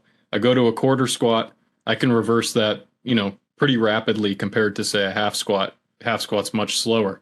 I guess you got to tune out the noise a little bit and just always go back to the fact that, look, we're only on the ground this long. We're only in these positions. So if you're getting immensely strong outside of that, how well can that really transfer to that thing you're doing, especially like when you talk about training in the chimney? I feel like I'm at that state in my life at 31 years old where general forms of training, obviously all strength training is general in some manner, but the more general it is, I just feel like there's much less relevance. Whereas with, the high school team that I coach, we can do some deeper movements with them and like do the different movement variations, like the hinging, the rotating, all the lunging, all those fundamental movement patterns. We can drill those in with those kids. But once you're at a certain point where, okay, there's only so much water left in this sponge and we got to squeeze the sponge out.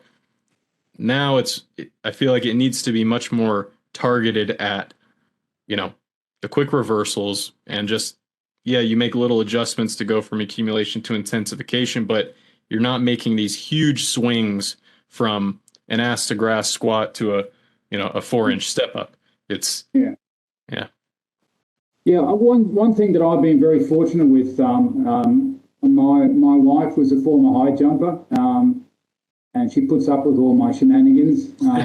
For example, me being an Asian, she's back in Sweden, it's not a lot of fun at my age, but you do what you can do this for a few years and then that's it. It's like everything else, everything has its time. But what I was going to get to, my wife is a kindergarten teacher, and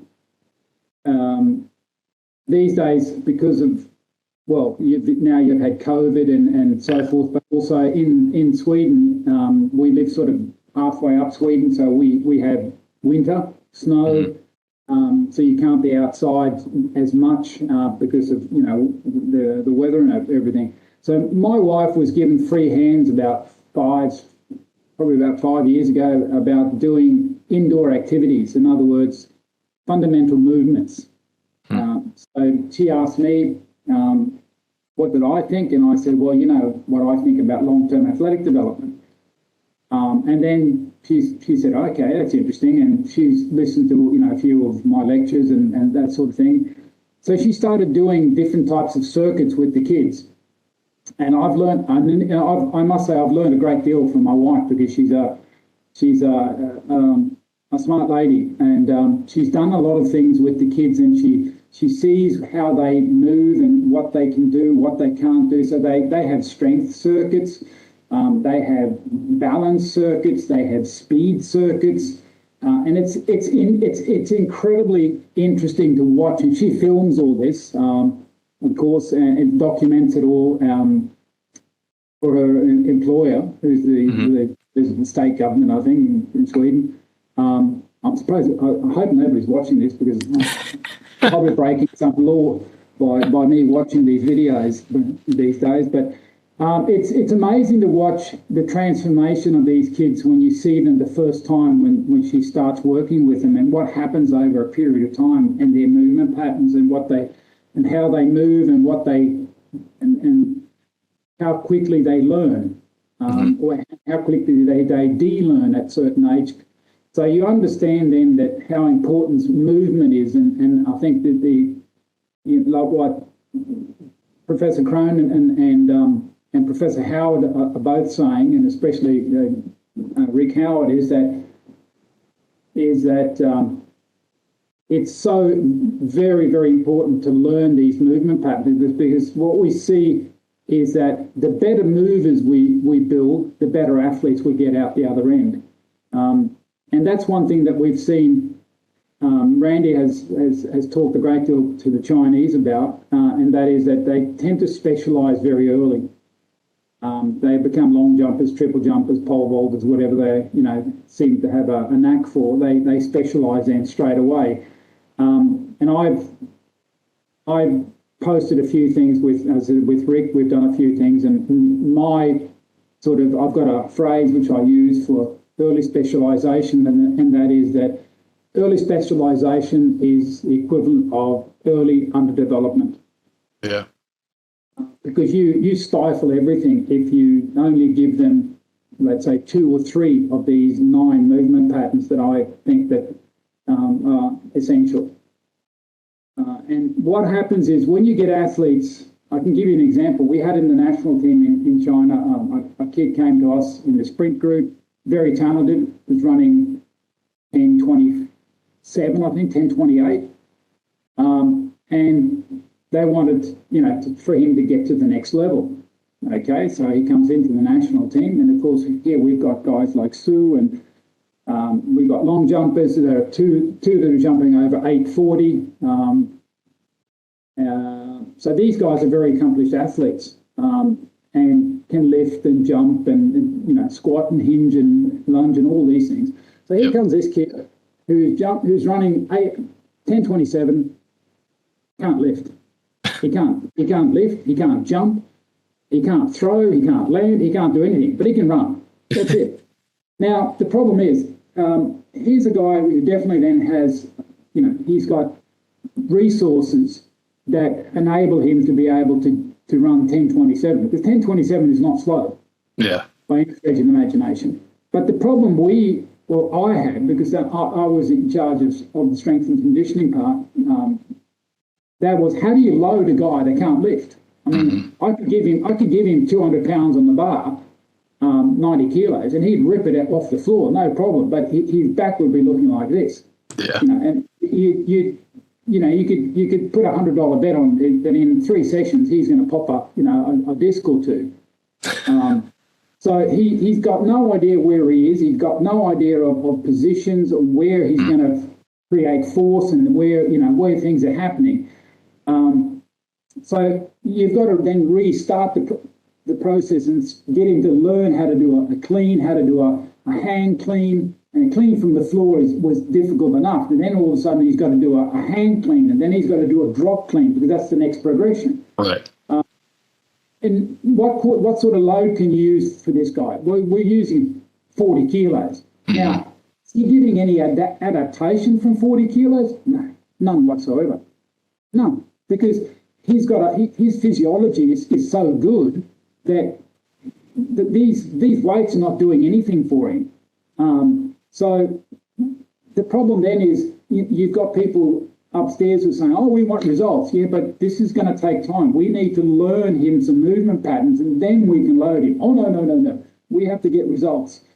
So long story short, he was with us for a year? No. They sent him back to his province. That's it. And then after that, they started grinding away again, and I think 3 months after that, he was totally gone, and he quit. It's terrible. Yeah.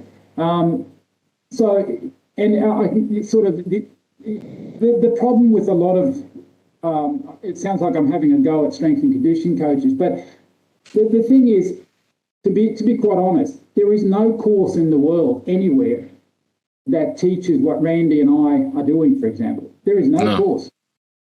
Yet it makes so much sense.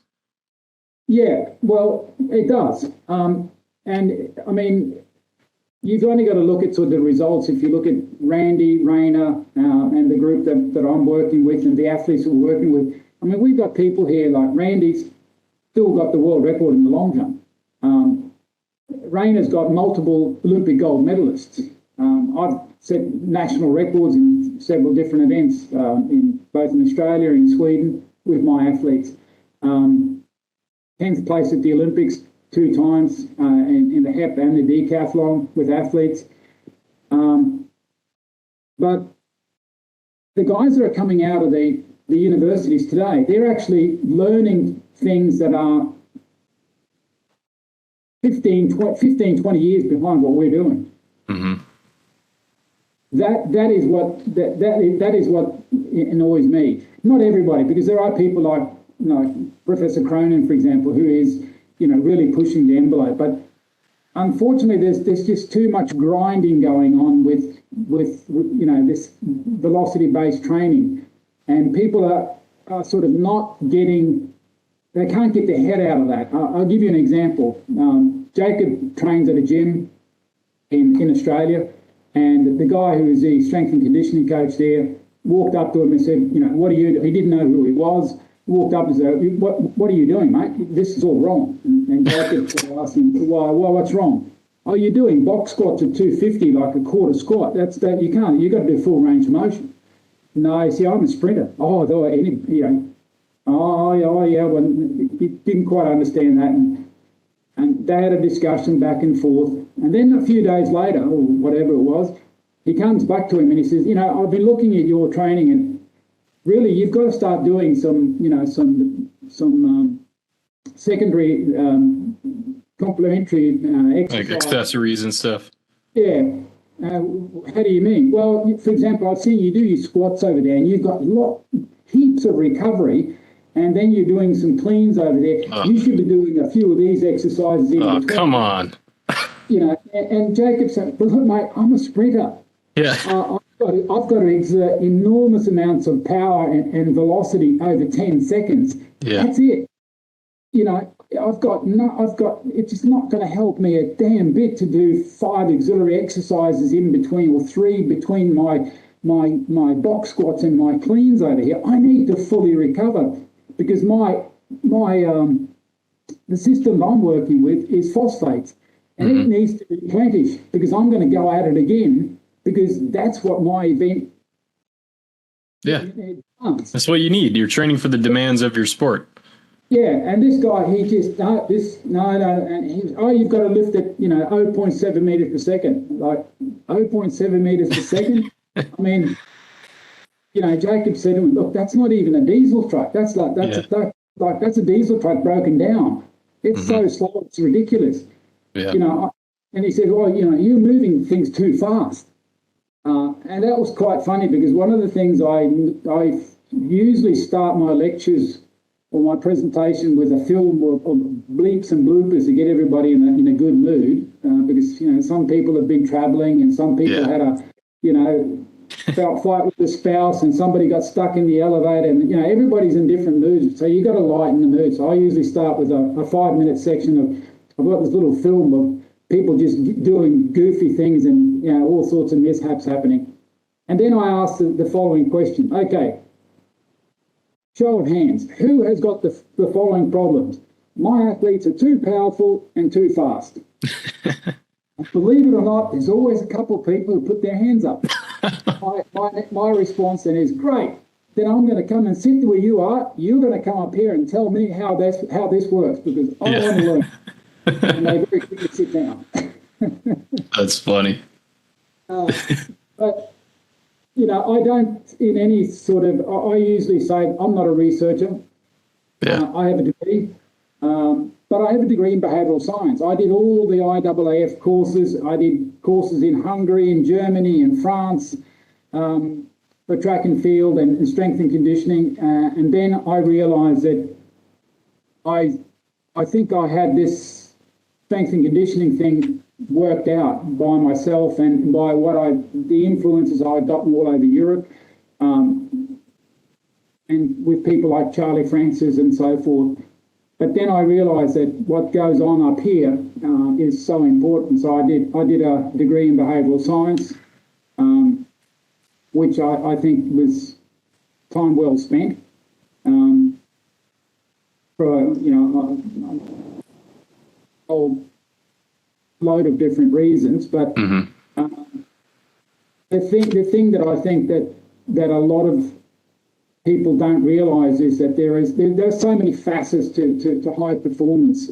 There are so many things that need, like it's so easy today, for example, to open up a gym, and throw up a sign in Ohio or Sydney high performance gym. Right. Yeah, great. But what does actually high performance mean? You've got to sort of be frank about it and say, what is high performance?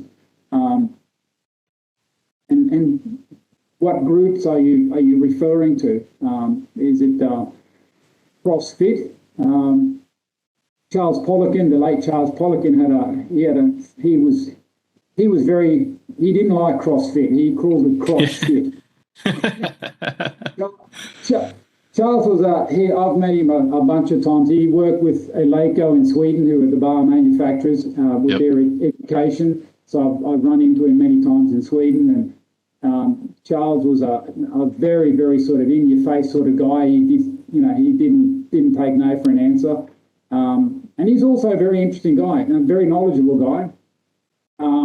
And he was part of the Canadian sort of strength and conditioning mob that was behind Charlie Francis, and definitely was, I think he both learned Charlie, I think, or two, and I think that was sort of where they sort of grind things and got it to where they had this system where they produced the sprinters they did, despite what happened with Ben and everything, because you can only do so much. But I mean, if you've got pharmacology, I mean, why haven't the Russians produced 980 sprinters, like on a conveyor belt?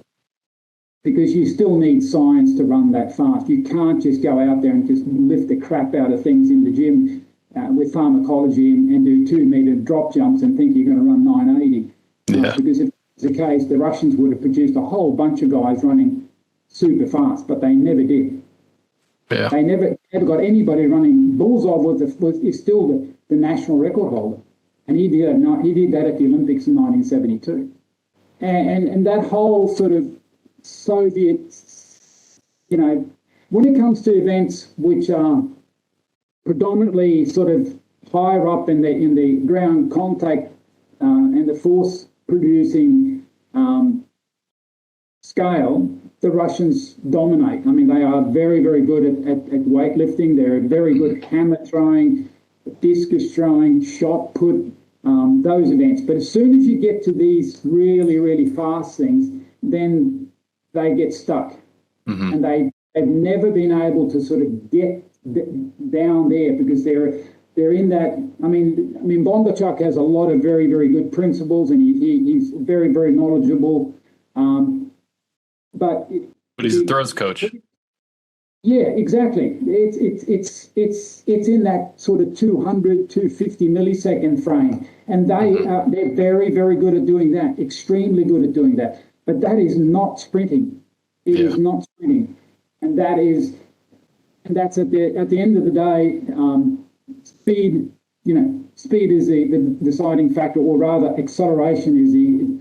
I've done a lot of work. If you've listened to my podcast, I did a lot of work and have done a lot of work in strength and conditioning in pro hockey in Sweden. And that in pro hockey in Sweden was when I started working in hockey, and I did testing with the guys. We could very clearly see that they were very strong. But for example, if we looked at a squat jump and a CMG, they actually jumped less in the CMG than they did with the squat jump. In other words, they had no elasticity. They couldn't utilize elasticity at all. So they would jump 55 centimeters in the squat jump, and they jumped 55 or 53 in a CMG. And and the difference should be at least, in my vocabulary, should be at least 10 centimetres difference. So if you jump 55 in a squat jump, then you should jump 65 in a CMG. Otherwise, you simply can't use your elasticity. So they were very, very strong, but they couldn't realise it. And in hockey, because it's a small rink, it's all about it's got nothing to do with top end speed, because when are you going to use top end speed in hockey? I mean, just slow pushing. Yeah. Basically. So what you've got to be able to do is to take 3-4, skates diagonal, because you're pushing virtually completely lateral at about at least 45 degrees. So bang, bang, bang, bang. That's it. Mm-hmm. And then get the puck and away you go. Yeah. So the team that I work with and the strength and conditioning coach for the team up north that just have sort of obliterated the whole system. They've just, for years and years now, since 2012, they've virtually been in 3/4 of the finals virtually, and they've just forced the whole league in Sweden to come to the party and start understanding that strength and conditioning is not grinding; it's something else. Mm-hmm. They're just doing things in a different way. And today, you can see that, to give you an idea, these guys, when they started, they were doing 15, 18 watts per kilo body weight. That was it. So there was no power, but they were strong. Yeah. And now that the players, most of the players are sort of up in the high 20s, and you get probably 4 or 5 these days are in the sort of 30, 32 range. And that's about it. Now, to give you an idea, the guys that we had in China, Su and a couple of the long jumpers, they were pushing 55, 58 watts per kilo body weight. Wow. Yeah. And doing it very rapidly, not over some long, gigantic, slow range of motion. So you got guys, like one of the long jumpers he was the guy who won the last World Championships, and he's the national record holder at 8:47, which is what, 28 feet, something like that. Yeah. I mean, he does 20 centimeter step up with 190 kilos, weighing 70. Yeah. So you're getting close to triple body weight. I mean, these guys are moving, for example, a 110 kilos clean. They're moving at about 2.7 meters per second. Yeah, that's moving. Yeah. And these guys, I mean, 110 kilos, that's 1.5 times their body weight. Yeah. It's 1.6, I think. And they're moving that at 2.7 meters per second. Now, why would we want to be moving that sort of at a slow speed? Makes no sense. Mm-hmm. It's all about moving things faster and faster. And as I said, we really don't know how strong these guys are, because we never really test them. Sometimes we do some isometric mid-thigh pull sort of thing. I saw that I did one here a while ago because the biomech lab here was bugging me. Oh, we need to do some testing. Well, let's do a mid-thigh pull. So I got the high jump guy. Now he weighs 67 kilos, and he's doing virtually the same as my long jumper, who weighs 71 kilos. They're sort of in the 120, 130 kilo range for a single leg step up. He did a mid-thigh pull at 435 kilos. Wow. That's some weight. That's some force. Yeah, and I mean, people just, and this is a guy who's only jumping, just about to clear 7'3", 220. Yeah. You can imagine what these guys who are jumping 240 are producing. Mm-hmm. I mean, 20 centimeters more, nearly a foot, 8 inches higher heights, means that they're producing even more force and faster. Mm-hmm. Otherwise, they couldn't jump that high. So this is the problem when a lot of the new coming out of the universities, these strength and conditioning coaches. No, I don't. It sounds sometimes that I don't like strength and conditioning coaches, and they're all they don't know what what you're talking about. But they've got to realise that, yeah, sure, they've got a master's degree and some of them have got PhDs, but until you've been in the trenches for a bunch of years and you've produced athletes that are producing big results, you've only got a PhD on paper, because you do not have a PhD in the real world, because you've yet to prove that your theories, because you've got to put together a whole program. You're not just doing something isolated inside a lab, doing your PhD. Now you've got to do a whole year program over maybe 2 or 3 or an Olympic cycle, and these athletes have got to get better and better and better and better and better. And now you're in charge of not only strength and conditioning, but also the track work, the recovery, the nutrition, and everything else. Good luck with that. Yeah. You only learn that by being in the trenches, and that's the bottom line.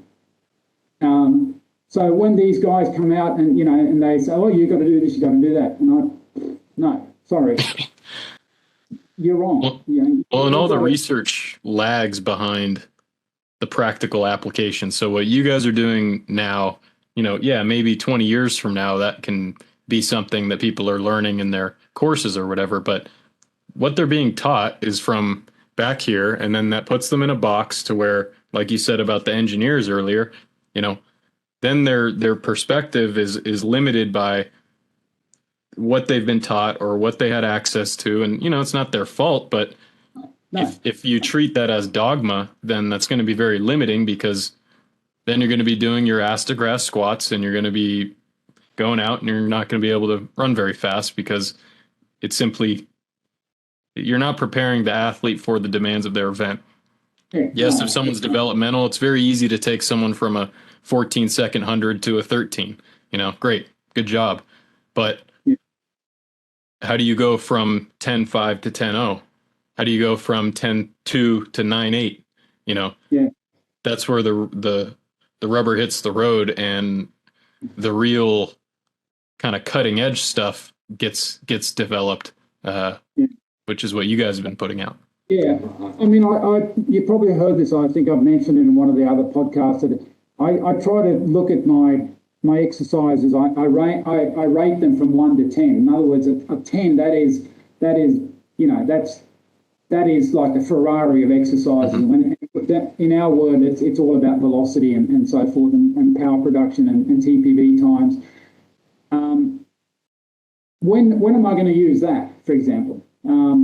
Jacob at the moment, he's probably only at the 3 to 4. Maybe there's a few 5s there. That's it. So that means that we've got that whole spectrum over here that we can still improve from year to year. So there is a progression that we can go to next year, and next year. And hopefully we're going to run faster and faster. That's the theory, at least. And up until now, it's definitely working. And that's the same philosophy that Randy worked with Sue. It's a matter of just upping it up every year.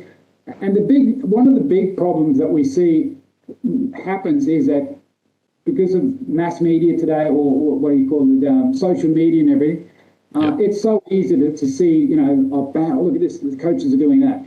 So what we see is that a lot of people are doing things, what I call 1, 2, 3 exercising, and they do those quite well. And then they do nothing, 4, 5, 6, 7, and then all of a sudden they're doing exercises 8, 9. Now, what happened to that? I mean, you've just cut out the whole sort of virtually the meat on the bone. You've just thrown that out, and you've gone straight at the sort of like the Formula One. And nobody goes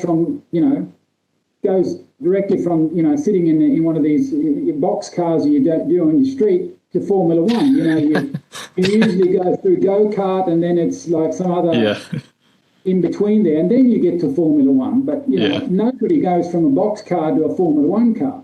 But in strength and conditioning, that is usually what happens. There's a sort of thinking that well, let's do this and then we'll go straight to that. No. Stay, as long as you stay, and if the athletes are improving at that range, like let's say the 4, 5, 6 range of exercises in the progression table, and if they're still making increases in results, why would you want to move out of that zone? Leave that zone alone. Stay there. But when that starts to slow down, then you can sort of move but then at the same time, even within this space, there's so much you can do as far as moving things around. For example, density of training. You can shock the system by all of a sudden for example, Jacod was lifting in 40 minutes, he's going to lift in 25 minutes. Now all of a sudden we've changed so much. Yeah. How is his system going to react to that? If we do that for like 2 weeks, and then we, as in accumulation, we've increased the density. Mm-hmm. What happens then into the intensification? Well, if you don't do it, you won't know. And if you don't measure it, you won't know it much at all anyway, because there's so much happening at sort of that fine and invisible physiological plane that unless you're measuring these things, you're guessing. Mm-hmm. And I'm a terrible. My wife says that you're a terrible guesser, so it's just as well you use all those systems. So I guess one thing to kind of bring it full circle is, we're about 9 weeks out from indoor here in the U.S., and then outdoor obviously goes till July.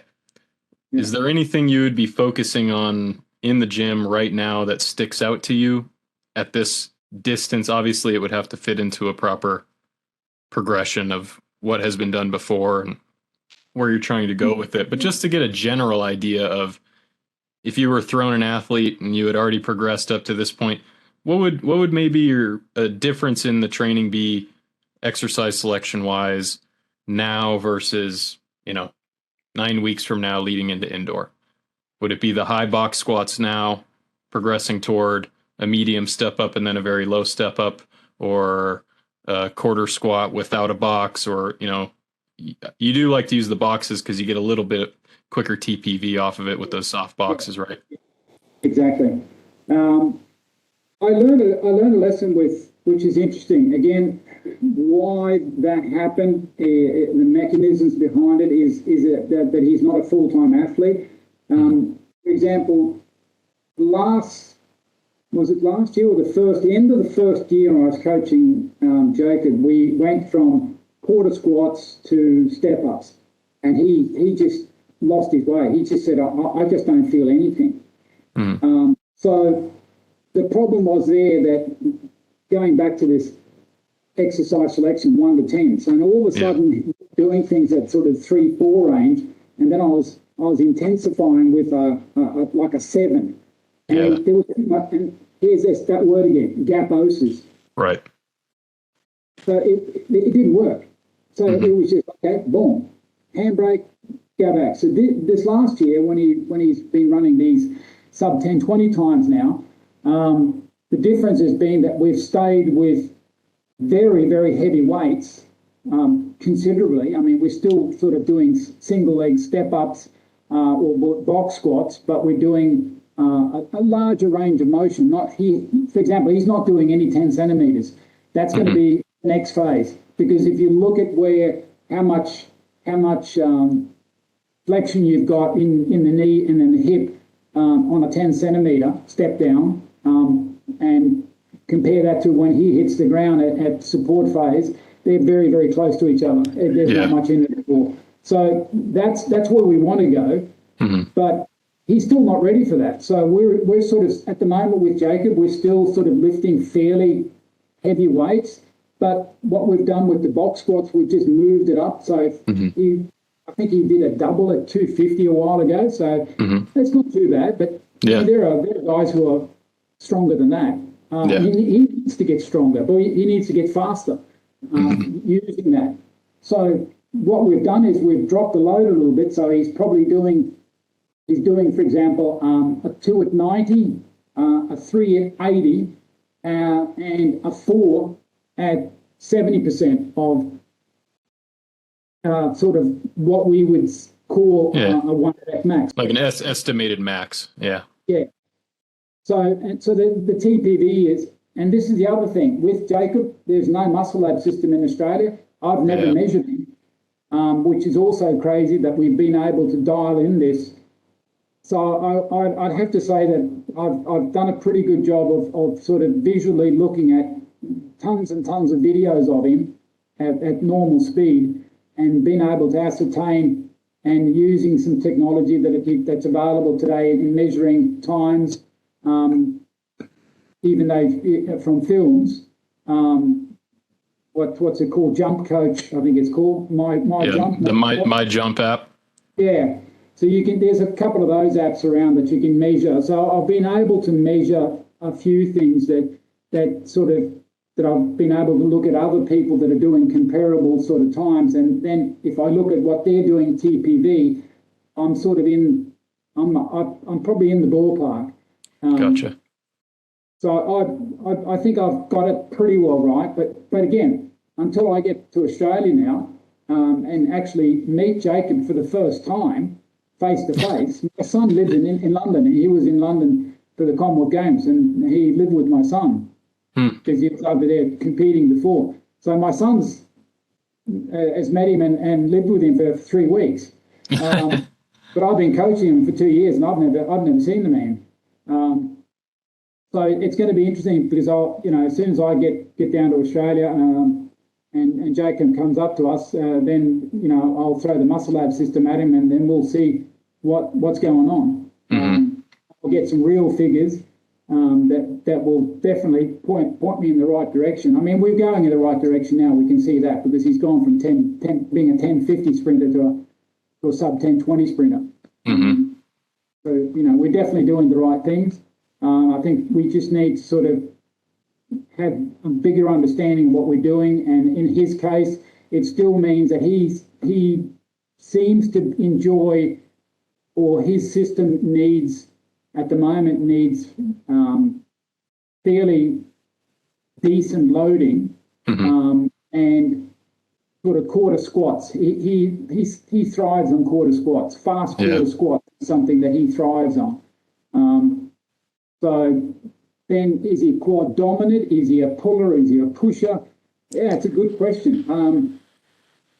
Sometimes I think those questions are a little overly esoteric. I find that there's a lot of discussion going, that people have, or they talk about, or people ask me questions, and I'm just like, I don't know, man. I mean, it's a nice idea to categorize people into these little boxes and stuff. And there was a gym that reached out to me, and we had a little video call like this to talk about, categorizing athletes. And I was like, well, you just got to look at the guy and see, what is he lacking? What are they going to benefit from, or what is she going to benefit from? And instead of trying to have some, all these labels that you can throw on them to then categorize into the perfect, quadrant system or whatever, it's just, I don't know. It just goes back to the idea that we need to move pretty heavy weights as fast as we can. We need to progress toward moving faster over time. And if we do that and we stay healthy, we're probably going to have our best shot at performing well, as long as we get the little details in order. I fully agree. This, as you say, the whole notion of being, quad dominant, hamstring dominant, you definitely can see some guys, for example, one of the long jumpers that we had in China, I mean, there's no doubt he's so hamstring dominant. It's crazy. And so he virtually looks like he's sitting when he's running, but he can run 277 for a flying 30, that's moving, and he's longer. He can't run 10:10 for 100. No. He could probably run a 10:40. Somewhere around there, but he's over 30 meters. That's his run up. And he pulls. There's no doubt that he pulls. Now, is that conducive to what you're doing in 100? Can you pull for a complete 100? I'd say no, you can't. Because once you're up at max velocity, you are push. It's all vertical. Yeah, completely. So, I'm not going to say that I'm any biomechanic expert by any stretch of the imagination. I'm a very practical person, and that whole debate, I really can't get my head around it. Because you're pushing at the start, you're pushing out to about 25, 30 meters, and then you gradually get up, and then it's all vertical. Now, and the way you swing your legs through, the way it strikes the ground, the whole idea of that swing, what it does is, and this is the secret of, for example, a lot of people think that Usain Bolt is the ultimate technician. He's not. He's pretty ordinary, if you think. What Bolt lives on is he's got great elasticity, but because he's so tall, he's able to his swing and the length of the movement of his foot is longer. Like, it's going back to the squat. Full squat, you can reach higher velocity because you've got a longer range of motion. So the fact that he's so tall means that his foot is coming down and hitting the track at such a high velocity. So he's whipping that foot into the ground. And it might look like he's pulling, but he's pushing down. The fact that he's just got such a big lever, which means if you've got a guy like Su, there is no pull on Su. It's all straight down because he's got legs about that long. And that's why he's able to generate such enormous cadence and power over the 60 meters that he does. And that is, one of the things that Randy's worked so hard with him, and that was his weakness was to open up his stride the last 30 meters. Because you can even see in Tokyo, he is struggling that last 20, 30 minutes. He is busting his balls trying to just keep that stride open, because that's his weakness. But that's because of he's only 172 tall. You can't do too much with with your stride if you're 172. But if you're 196, But if you want to look at a technician, then look at Asafa Powell when he was running at his peak. Now you're talking. That's poetry in motions. So a lot of times, one of the things that we do wrong is that we tend to look at the guys and the girls who are doing the big performances. Are they the best technicians? Necessarily not, because they, there are, for example, in the high jump, there are a lot of girls who are like 6'3", 6'4", and they're jumping, 2 meters, 2 meters 3. But there are girls who are 175 tall who are jumping just as high, and that means that biomechanically they've got to do things a whole different way, and their technique is much, much, much better. So the same thing with sprinting. What is a good sprinter? What is good sprint form? It's so individual. Whatever you've got in your toolbox is what you've got to work with. And I think also sprinters and all athletes, they evolve. Of course you do. And that's one of the things that you learn, that whatever worked like 3 years ago, it doesn't work now. It doesn't work the same way now, because they've got all that density of training, all that, that backlog of work. It's moved them way, way forward. So you've got to change your approach. And if you don't, you're not going to peak them. That's the and I think that was also one of the things that Charlie learned me, because we were sort of very, very sort of in the box when it came to our GP periods. It was like, we've got 4 or 6 weeks of GP, end of story. And then we'd do another one after the indoor season. So we'd had 2 GP periods a year. So we'd be spending about 12 weeks a year doing GP. And I asked Charlie, like, what does Ben's GP look like, or the other Angela, the women's sprinters that he had? And he said, 2 weeks. What? 2 weeks? What do you mean? Well, I mean, hell, we use GP when they've had their break at the end of the year. They come back and then they do 2 weeks of circuit work and to get things fluid moving. Grease the joints and everything.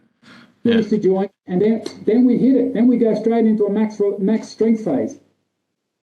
And I said, what? And he said, well, we do the GP 4-6 weeks when they're 16, 17, 18, 19. By the time they get to 20, that's shrunk down to about 3 weeks. And when they're in the elite trainings, that's 2 weeks.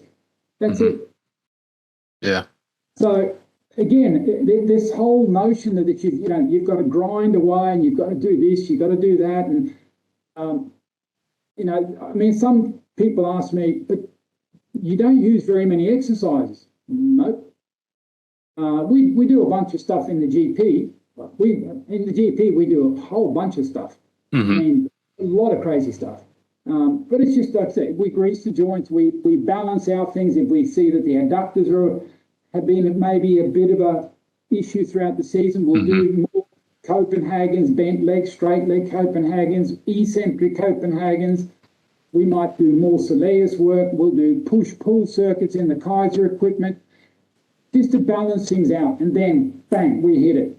And at the end of the season, throughout the season, we'll see where things were yes, no, yes, and then, okay, then we've got to look at those things next season. But this notion that, you sort of fix things the whole season and you go back and you GP your way out of whatever. No, I don't do that. I mean, we do our GP and then it's exam time for me and for my athletes. And then we run with what we've got. And then we learn from this season and we go back and then we'll fix things in the GP and then we'll attack it next season. That's the approach that I've got. Instead of sort of trying to have this notion that you fix everything the whole way. You make changes, of course you do. But you can't sort of think that you all of a sudden, if you see halfway through the season that your athlete is lacking max strength. Well, I don't think in mid-comp season is a good time to start a 6-week block of max strength training if you're on the circuit. Whatever you've got, you're going to have to sort of try to bring to the top, and that's it. Yep. You can detrain somebody by doing a very sort of quick 7-10 day sort of accumulation block that will sort of just take the top out of it a little bit, and then bring it back again to the peak and to keep a long peak. That we do throughout the season. We do that the whole way through to keep. Just little changes. But pull back a little, but that's it. But here in Asia, for example, it's very common that at the middle of the season they'll just jump in head first into the pool with a 100-kilo weight jacket on and just do a bunch of training. And they just totally destroy everything where they were, and they just go down here. And then it takes them the whole rest of the season to get back where they were. And you stand there and you ask yourself, why did you do this? And they don't have an answer. Well, one of the better answers here, which usually, I don't run out of the room screaming anymore because I've heard it so many times. It's our tradition. Yes. Great. What does that mean? Exactly. I'm still trying to. I think if you ask Randy after 9 years in Asia, I think he posted something on, I don't know, was it LinkedIn? I think he posted something that he was saying that he's met a lot of coaches and he hopes he's made a difference. And sometimes I know I have, and sometimes I know I haven't. But I think that's being very philosophical about the whole thing. That some people just simply won't listen. They quite enjoy their box. They're quite, and that is, again, that's one thing you learn when you do behavioural science, is that the biggest fear most people have is change. Yeah.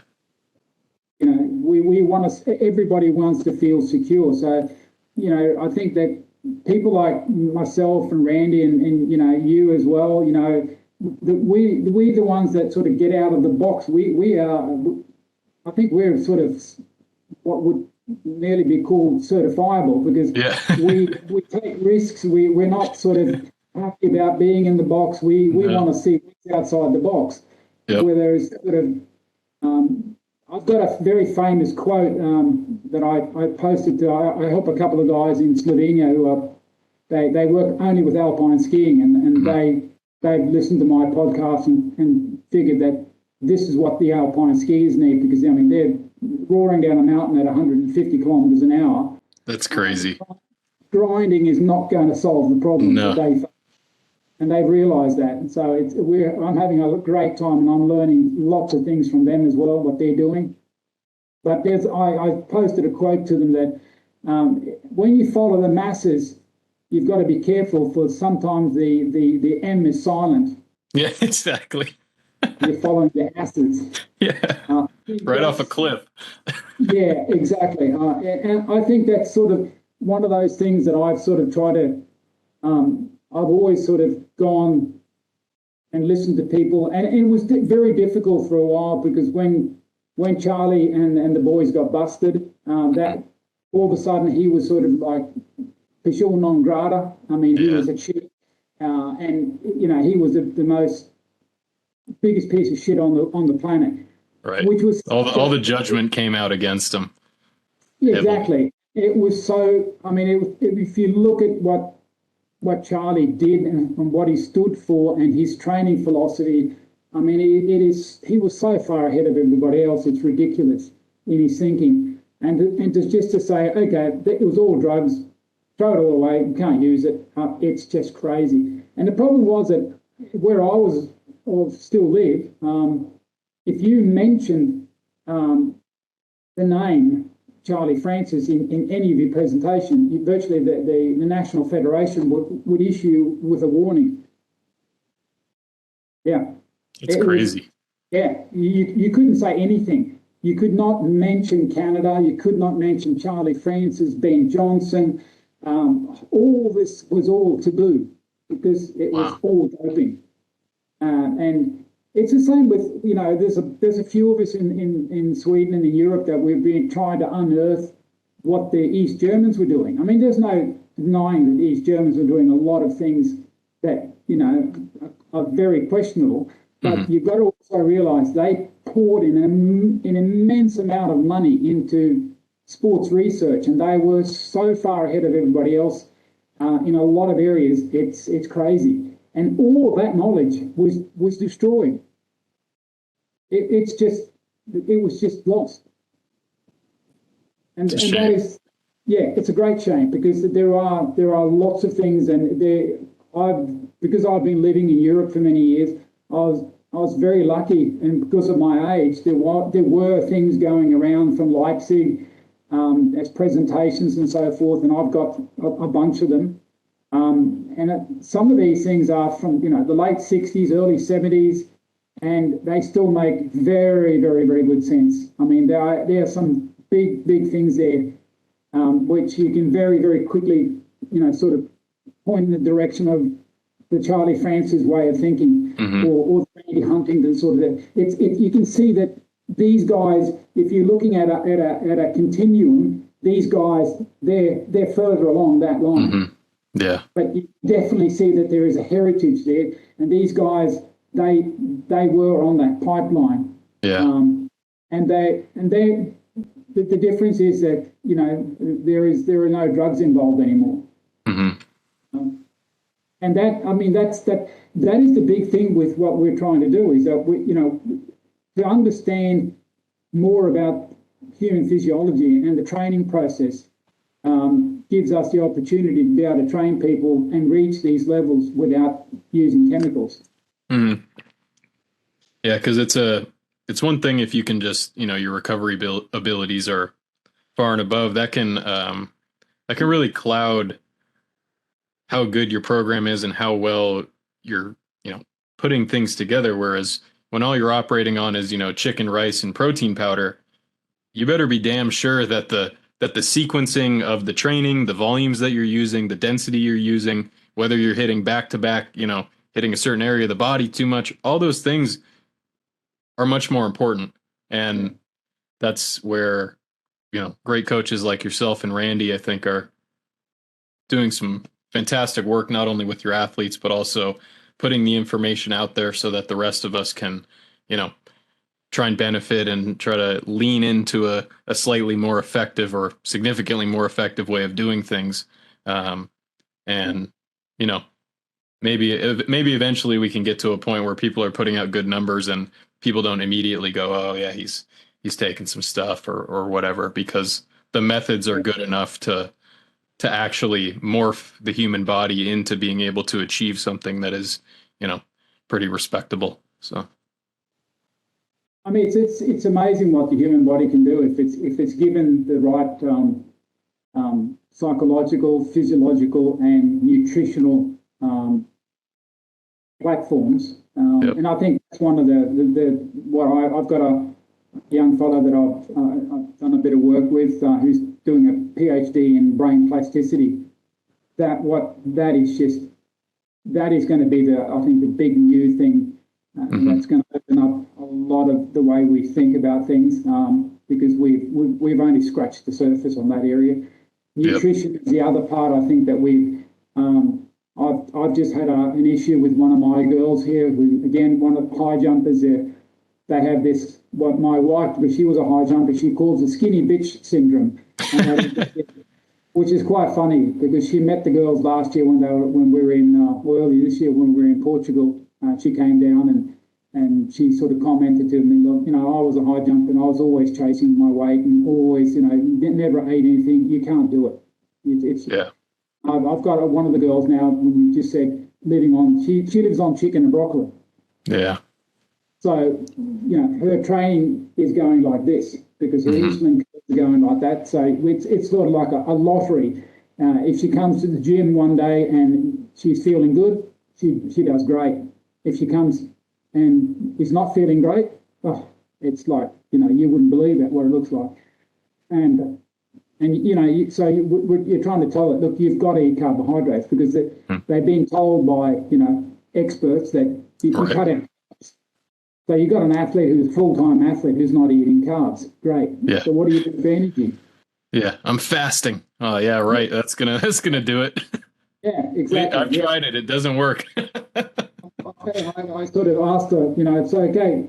I'll give you a little thing to do here for the next training session. Have a look at what you're eating at the moment, your nutrition plan, and tell me how many grams of protein, how many grams of fat, and how many grams of carbs are you getting? And I asked her, what is your base metabolism require just to stay alive? It took her quite a while to understand what that meant. And she came back and said, I think it's around 1,300 calories. Yeah, that's about right, about 1,500. And I said, okay, so what do you think you're going to operate at your level? Well, I want to lose weight. So I was 1,700. And I said, try 2,700. And she just looked at me and thought, and I could see that she was just seeing all these kilos just sort of flooding back on her, and virtually jumping on her ass. And I said, look, that's the biggest mistake women make is that, and I hate the word diet. It's a nutrition plan. Diet is just, it's a nutrition plan. And usually what happens is once they start eating carbs and they have you work out what their system is actually like because it differs a little bit. But if they're getting about 50% out of carbs and about 30% out of protein and about 20% out of fat, then they're going to start losing weight.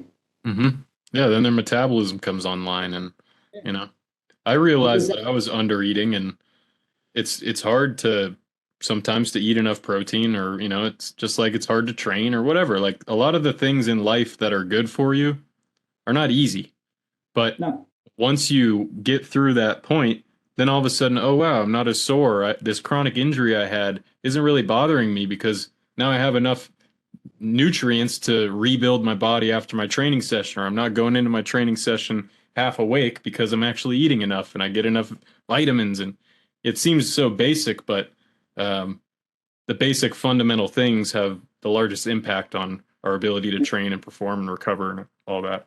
Well, it's the same thing there. When I was sort of getting into coaching because of my injuries, and I realised that I enjoy coaching, I needed to understand more about nutrition. And I thought, so what do? Do I go get a degree in nutrition? And I thought, well, and I sort of looked at it actually, but I didn't feel that I wasn't going to get the answer because they were in the box. Right. Once again. So I thought, well, okay, so where do I go to get nutrition information? As it happened, round the corner from where I was living in Sweden was a world-class bodybuilder who competed at Mr. Olympia in the 80s. And he was a former 260-foot javelin thrower. Wow.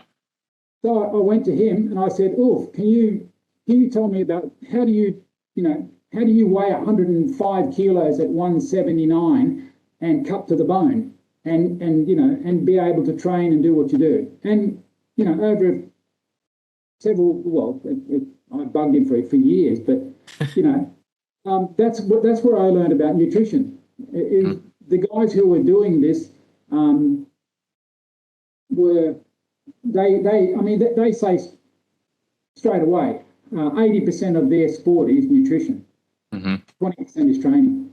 Yeah. And again, unfortunately, because of the amount of drug use in bodybuilding, if you said at a conference in Sweden back in the 80s and early 90s that you were I've talked to the bodybuilders about how to do this and how to do that, then all of a sudden you were stamped as being somebody who used drugs. So it's been a minefield in Europe because there's been all these stupid things about clean sport and equality in sport. And it's all gone totally haywire. I mean, they've lost their perspective. They really have. Yeah. Instead of I think the way they should be thinking is if you listen to these people and listen to their views and then you can sort out and understand with facts. Mm-hmm. Okay, are they using drugs? Are they not using drugs? Or is all their information about nutrition a totally waste of time because they're on drugs anyway, so it makes no difference. Right. But if that was the case, they could all be sitting eating Cheerios and Oreo cookies, and they'd be all be cut and 4% body weight. Mm-hmm. No. Yeah, it just doesn't. It doesn't work that way. No, it doesn't work that way. So,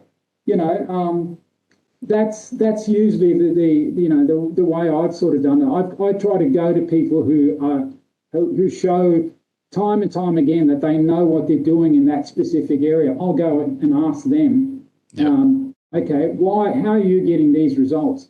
And I think one of the things that is one word I like is cross-pollination. And that is that don't just look at your own sport because there are other sports. Like I said, the guys in Alpine skiing, they're doing some very interesting things because they've got certain parts of their event is very, very different. I mean, for example, you'll do a downhill. You could be doing 140 kilometers an hour on skis and you do a 40-meter jump and you're landing. There's some massive forces happening. And some massive balls to do that. Oh, yeah. I mean, yeah. Then you've got maybe a left-hand sweeper at doing 130 kilometers where you've got so much force on that outer ski. So you're pushing eccentrically at about 3-4 seconds doing 130 kilometers. So now all of a sudden what I'm working with 110, 20, 30 milliseconds becomes totally irrelevant in that part of the race because now all of a sudden they're pushing for 3-4 seconds. In other words, 3,000, 4,000 milliseconds. Yeah. And then all of a sudden they do a jump and they've got to be able to withstand a force for 200 milliseconds with 5 times their body weight or whatever, because they've just done a massive big jump at a very high speed. So they're being subjected to virtually this throughout the whole race. And then they're, the lactate bit, they're doing a close to a 2-minute run down a hill, and they've got lactic acid running out of their ears. So how do you prepare athletes for that? That's a tricky one. Mm-hmm.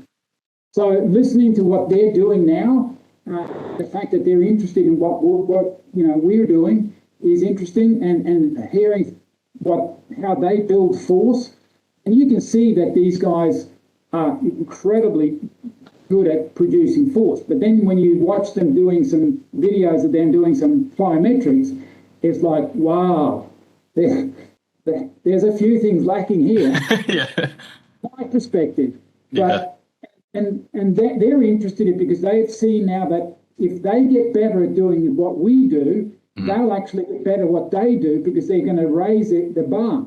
Mm-hmm. In other words, if they build an overcapacity in the speed an eccentric rate of force development, that means that they can operate at a lower level because they've got a higher level to come from. Mm-hmm.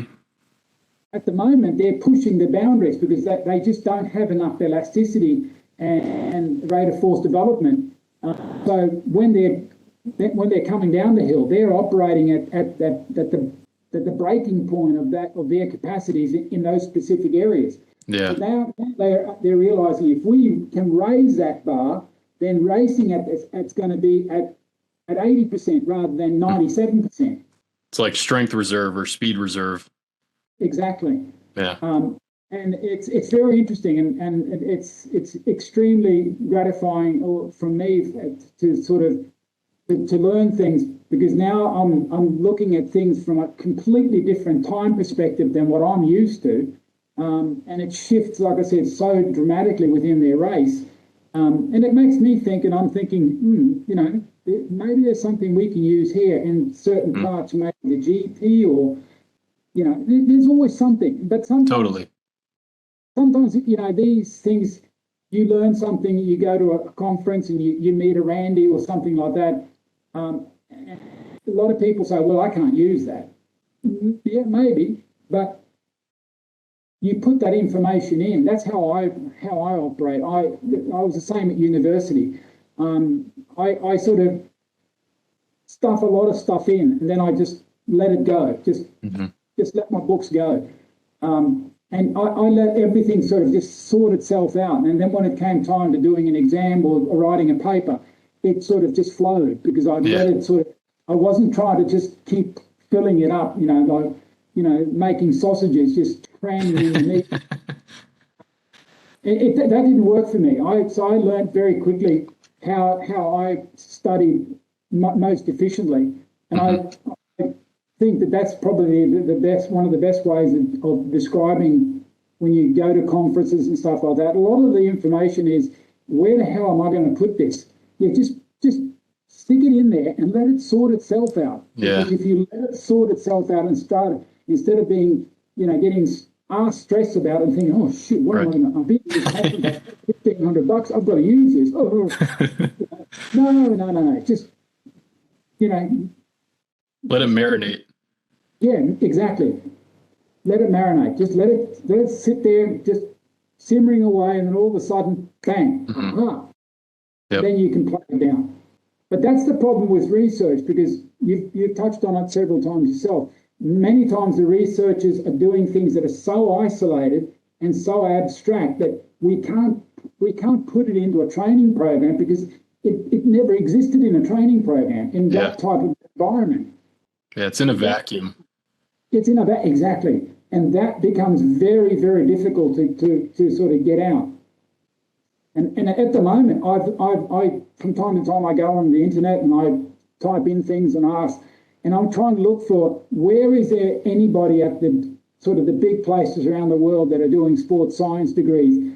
Are they looking at a complete training process like what you do in a year? Mm-hmm. No. And that's the one thing I've always wanted was, can we get a longitudinal study of training methods and looking at different training methods, seeing what worked, what didn't? Nothing.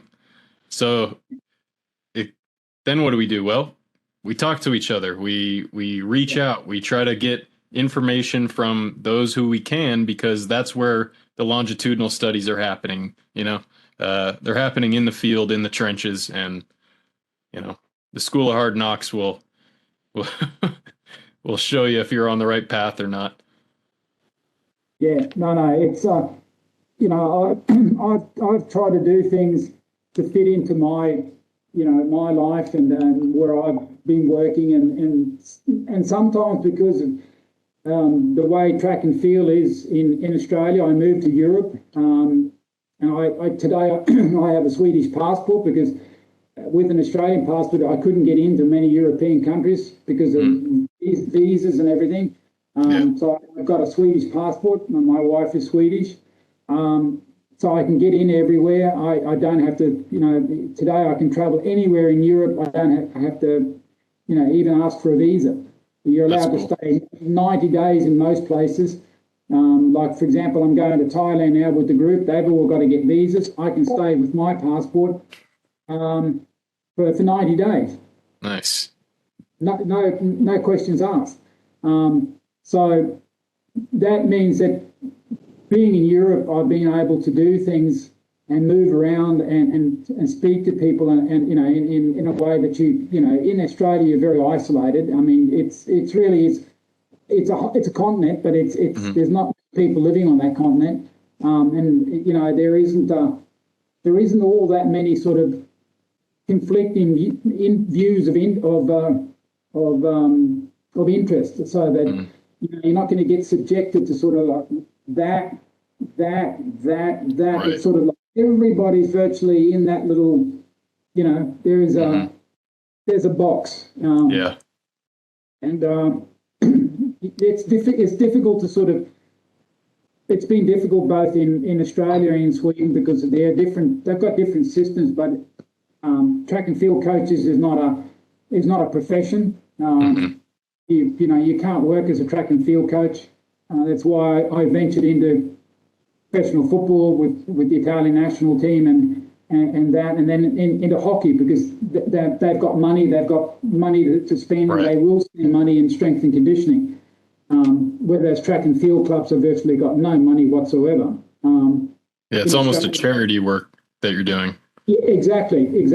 And most coaches in Australia, I mean, I've got 4 or 5 coaches that I'm very close friends with in Australia who've all got groups, but they all work professionally, so their athletes actually pay, per week the coach, and that's how they make a living. They've got no funding from the federation, they've got no funding from whatever. They solely run their own facilities. And that's virtually what I did for many years in Sweden. I had my gym, and I was just lecturing, and I was testing people with Muscle Lab, with my force plate and the Muscle Lab encoder and the EMG that's part of it, the big system that I have. And then I would just lecture people and say, okay, given these results, this is what I would do. And whether or not they did it, I don't know. Some of them came back and tested and they were going in the right direction. Some people did one test and never came back. In the early years, it was sort of like, that was it. But slowly but surely, people realise that they've got to train smarter. And training, you'll find that professional athletes who are, professional hockey players, they are. They're smart guys. I mean, they're not stupid, and they realise that one of the big things that they've noticed, and especially the Swedes, was that the better they were physically, the bigger contracts they could get in NFL, in NHL, because they needed to be able to stand up to the amount of games that they were playing. Instead of 50 games, they were playing 80 games in the NHL. They needed more. They needed to get a little bit heavier, but they couldn't lose their power and speed and the technique that they had from Sweden. But they needed to become more resilient to be able to withstand, the fact that they're playing 80 games. And if with playoffs and everything, these guys are playing up to 100 games. And that's a grind, man. Yeah, I mean, it's crazy. You think about. And a lot of people, so when I got into hockey, they were saying, this guy went over there and, he's one of the best in Sweden and, fell apart. And for me, it was like, well, shit, he's playing 100 games. I mean, twice as many. Twice as many. And what did you do for his strength and conditioning? Well, guess what? They ran more 5 kilometres. That was the thing they were doing in the 80s. That you'd ask them, okay, what did you do? Oh, we've done much more cardio work this year. Really, cardio work. Great. That's gonna do it for you. I had a couple of guys who came over, when they came home at the end of the year, come back to my centre and they said, "You're right." I said, "Yeah, I know I was right." And then they sat down and they listened and they went back, and there's a couple of guys there that have from the town next to me that have played 10 years in the NHL. And I'd say that I had a little bit of, I planted a few seeds in their brain that they needed to do things on a different level if they were going to be able to sustain playing at that sort of level, play 100 games a year. Oh yeah. They've got to be at their best at the playoffs.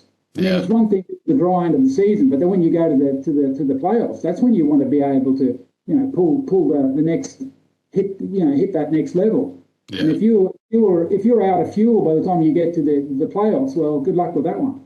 Mm-hmm.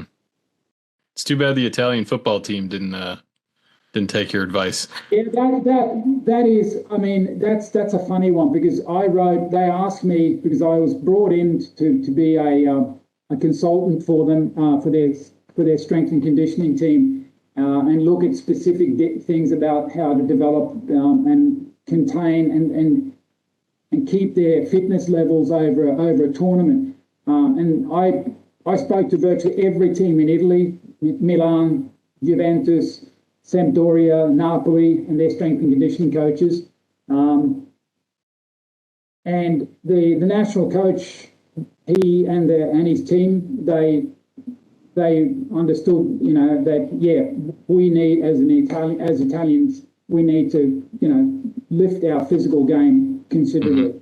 And he wanted to change things, and the federation, well, no, not the federation, but the big clubs like Milan, Juventus, Inter. Yeah. The three clubs. Yeah, so they dictate sort of the policy. So if we were doing things in the national team that, for example, the Juventus players had never done, they weren't allowed to do it. End of story. That was it. So the national coach, he said, look, can you write me a report, what you think? So I wrote a 3-4 page report. And I said, this is what I think you guys should do. And he was, yep, I agree fully. And he wanted to make changes, the federation, and with those big clubs, yapping in the background, they didn't do any changes. So the Italians are virtually doing exactly the same thing they were doing wrong in 2012. They've been doing up until now. And this year they got knocked out of the qualifying for the World Cup by a little shit nation, Montenegro, I think. I mean, honestly, they're a C team, and they get knocked out by these guys. It's a scandal. It really is. It's crazy. The Italians have got such good skills and technique, but their physical level. I mean, I did. Long story short, I did some very, very easy to do tests. I'll change the direction. So we had 2 different tests. They came into a box where they had to change direction in different directions at 5.5, 6 meters per second, and then they came into that box at about 8.5 meters per second, and then we saw what happens. And long story short, at 8.5 meters per second, the wheels just exploded. So they were all conditioned to come in and do things and change directions at about 6 meters per second. Now, in a game of football, there are many sequences where they're scoring goals and making a move upfield and so forth, or even in defence where they're moving, very fast. Now, if you can't, in a test, do this once, 2 or 3 times, what's going to happen when you've played 70 minutes of a 90-minute game with fatigue? So they weren't even on the map. So I said to them, look, this is where you guys are, and this is where it gets really crazy. I had guys who were making money. I mean, they're all driving Ferraris. I mean, I'm a big car fan. Walking past the car park was just looked ridiculous. It was like, but they were producing 12, 13, 14, 15 watts per kilo body weight. Oh, man. That ain't going to cut it. What I was absolutely I had a long lecture with them, and I said, look, I'm absolutely flabbergasted. I just don't really have words for this, because for me, these levels, they're so low that the fact that you guys are actually able to do something out on the field is beyond me. Yeah. I mean, it's a miracle, because these levels are honestly, I said, I could go to the local track and field club here in Italy, pick up some 13, 14, 15-year-old male long jumpers that are jumping 5.5, 6 meters. They'll kill you physically. Yeah. And they actually said, no, it's not possible. So I did exactly that. I found a young boy, I think he was 16 or 17, he was jumping 19 feet in the long jump. And he killed them in everything. He was faster, he had more power per kilo body weight, and he was actually stronger. Yeah. And these guys are supposedly full-time professional soccer players. And I said to them, okay, experiment is over. Do you realise how much potential you've got in your sport? Yeah, how much they could gain. Oh. And 10 years down the road, and they're doing exactly the same thing. It's going to be interesting because my son is a professional football player. He's a goalkeeper. And he's listened to his dad, and he was at the West Ham Football Academy, and they were grinding away. And he would just say, "Look, we don't do it that way. Who's we?" Well, my dad does this for a living. Oh, really? Yeah. And he's, what is he? He's 192. He's a tall lad. He weighs 86, 87 kilos. Now, in a goal, it's 7 meters wide. Yeah. He's got to be able to throw himself 7 meters down to the corners. And he's got to be able to do things, jump, move, stop, start, the whole thing. And he was doing, before he left Sweden, he was playing in the second division as a young man. And then he decided one day, he came home, I'm going to England. What? So he moved to England. Because he said goalkeepers in Sweden aren't good enough, and I'm never going to learn how to be a good goalkeeper if the level is as bad as it is in Sweden, because we don't play that physical sort of a game. So he left. But anyway, we were talking, and I said to him, so what have you been doing in training? And he'd always have to sort of fake injuries and say he wasn't feeling well and so forth. He was doing they'd go for a 5-kilometre run. That was warm-up. And then they would be doing stuff like, there's just... little kettlebell squat or something. It was just so much crap. It was just ridiculous. It was not uncommon for him, for example, to do a 5-kilometre run or 3-4 times 1,000 metres, repetitions, and then they would come in and their strength and conditioning coach would put up hurdles at about 50 centimetres, and then they'd do hurdle bounds. And, half the players would be tearing calf muscles, and there was one exactly. Guy, one guy actually ripped his Achilles tendon, and, and so my son said, look, Dad, you can't talk to these guys. So he was faking injuries and that's how he got out of doing this training.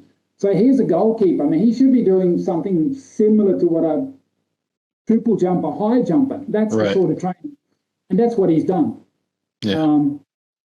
So he did some fitness testing. Now he's got a new agent and he looks like he's going to get a new contract here, and they did some fitness testing with him.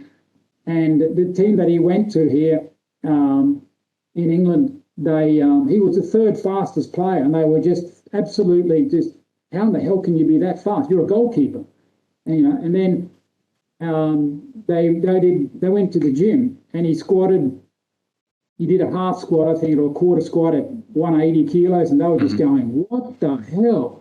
In Italy, for example, if I put 70 kilos on the bar, they screamed because they got marks on their skin. And then he did 110 kilo bench press, and that freaked them out. like a 110 kilo bench press. What's that? 220, 240, 245 pound bench press. And there was nobody in the team that was even lifting their own body weight virtually, and he was sort of at 1.5 times his body weight, and they just could not, like normally goalkeepers sort of a little bit sort of a couple of layers of fat around the, and not very fast, no explosives and not agile. And but then you look at somebody like Neuer, the German, he's 6'5", weighs 105 kilos. And if you realise, if you're 105 kilos and you've got to move fast, there's only one recipe that's going to fix that, because you're not going to move 225 pounds fast unless you've got something in those quads and in those glutes. Otherwise, you ain't going nowhere, brother. No. It's just physics. It's just physics. Either you've got that and you starve yourself to 45 kilos, and you're going to move, but you're not going to move for very long. Yeah. But no. So maybe those were the coaches in the conference saying their athletes were too strong and too fast. Like, oh, we can't handle that. I mean, to me, hockey was. They're so far ahead of soccer, it's ridiculous. Soccer is still the most underdeveloped sport in the world. Yeah. They are so far behind, yet they say they've got to, for example, there's a legendary sort of bubble around this thing called Milan Lab, which is AC Milan. I've been to AC Milan. I got in there. Honestly, I've got more stuff here than they've ever had in their lab. I said to them, where's your force plate? Where's your EMG testing? Where's your encoder? And I threw up all these things and I said, I've been using these for 10 years. And you call yourself a lab? Lab for what?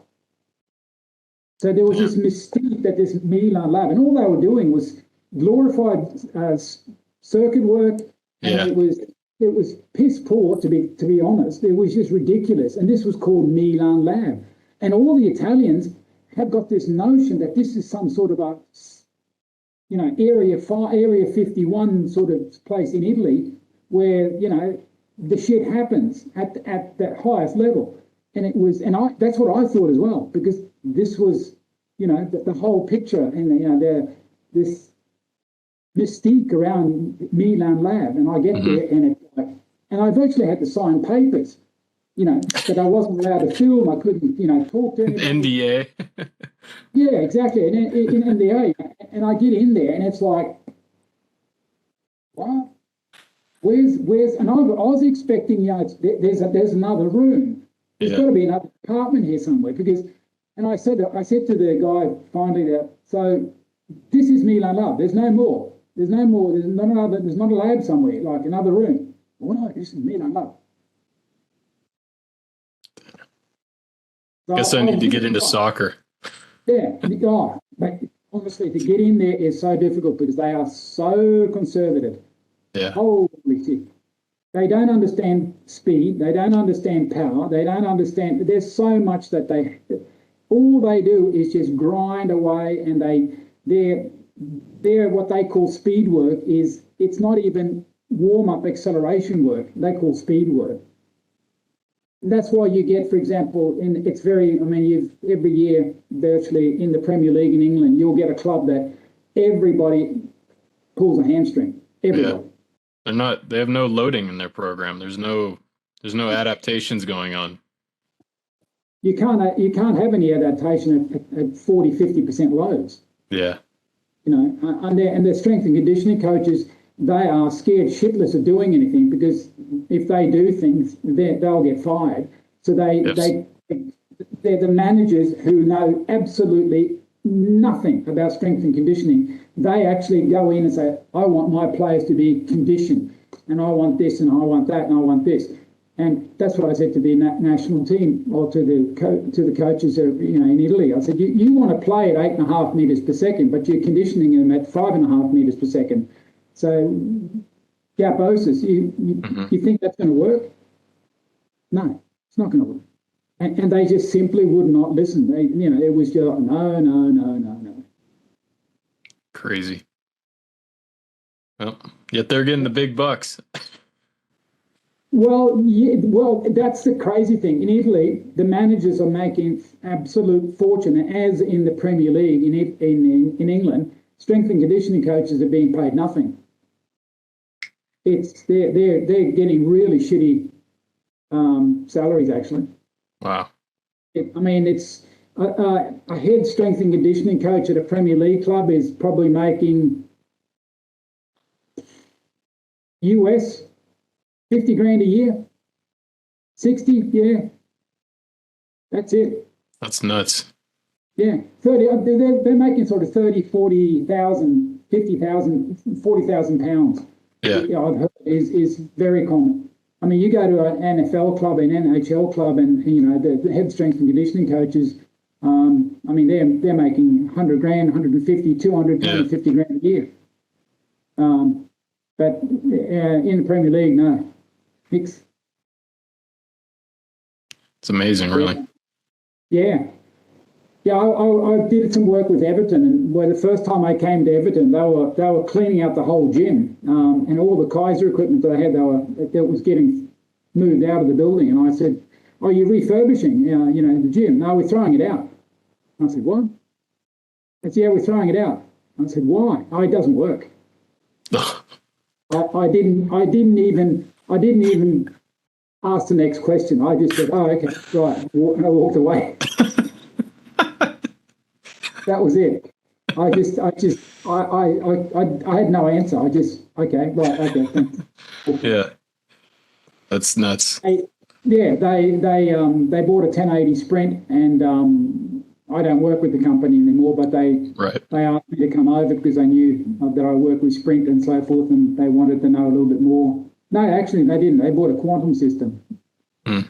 They wanted to know a little bit more about how I used it in my work as a professional coach. And they brought me over, and they were cleaning out the gym, and they said, "Oh, this doesn't work."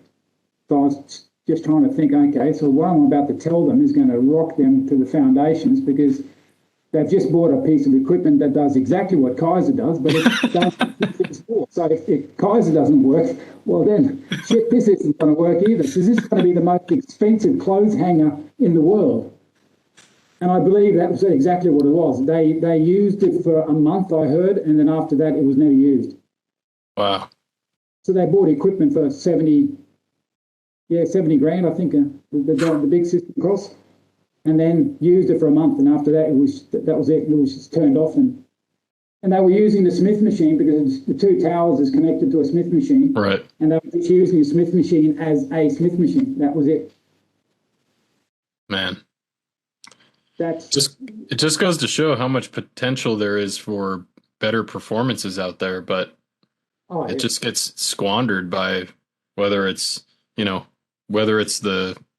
the party officials that you were dealing with, or the team officials, or the managers, or whoever it is. It's like when you were in China, they could just come and say, "Oh, that guy, yeah, he's off the team," even though he's got plenty of potential, or not willing to train their athletes, even though that's like the definition of an athlete, is training and developing yourself to be the best that you can. It's quite astounding, really.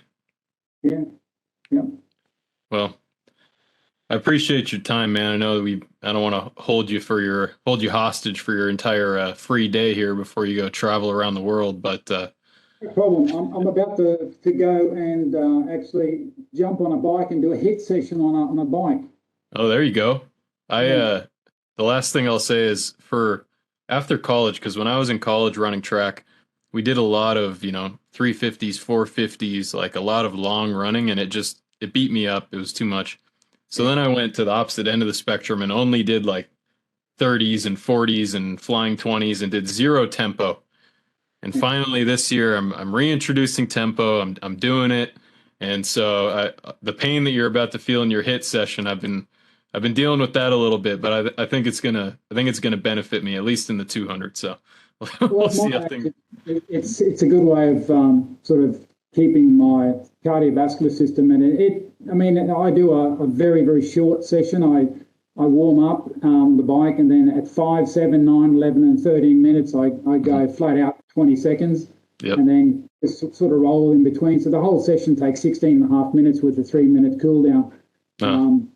But it gets my heart rate elevated, and it really does what 5-8 kilometers of running would do. Yeah, totally. As far as cardiovascular, but then it's got so many other benefits with regards to the elevated metabolism that's churning away for hours. So I've always been able to keep my weight. I virtually weigh the same as I did when I was an athlete. I've got less muscle mass, but I'm still pretty fit for being at the age I am. A lot of my my peers, I have to say they're a lot heavier than I am. But I've been able to stay. I have a pretty good, sound nutrition that I've stuck with. I've learned what works for me, and then I time to time I do a couple of months of regular HIIT workouts 3 times a week, and then lift 3 times a week, and that's Hey, you're good to go. Yeah. Well, Well, at least I'm not falling apart, as Randy calls it. What's his? Everything goes south. That's what he's. Well, I'm trying to ride the wave before everything goes south, and so. Yeah, I get these pictures sometimes when Randy says things, and it takes me 3 months to get these pictures out of my brain. Yeah. Sort of, oh no, I don't want to see that. That's funny.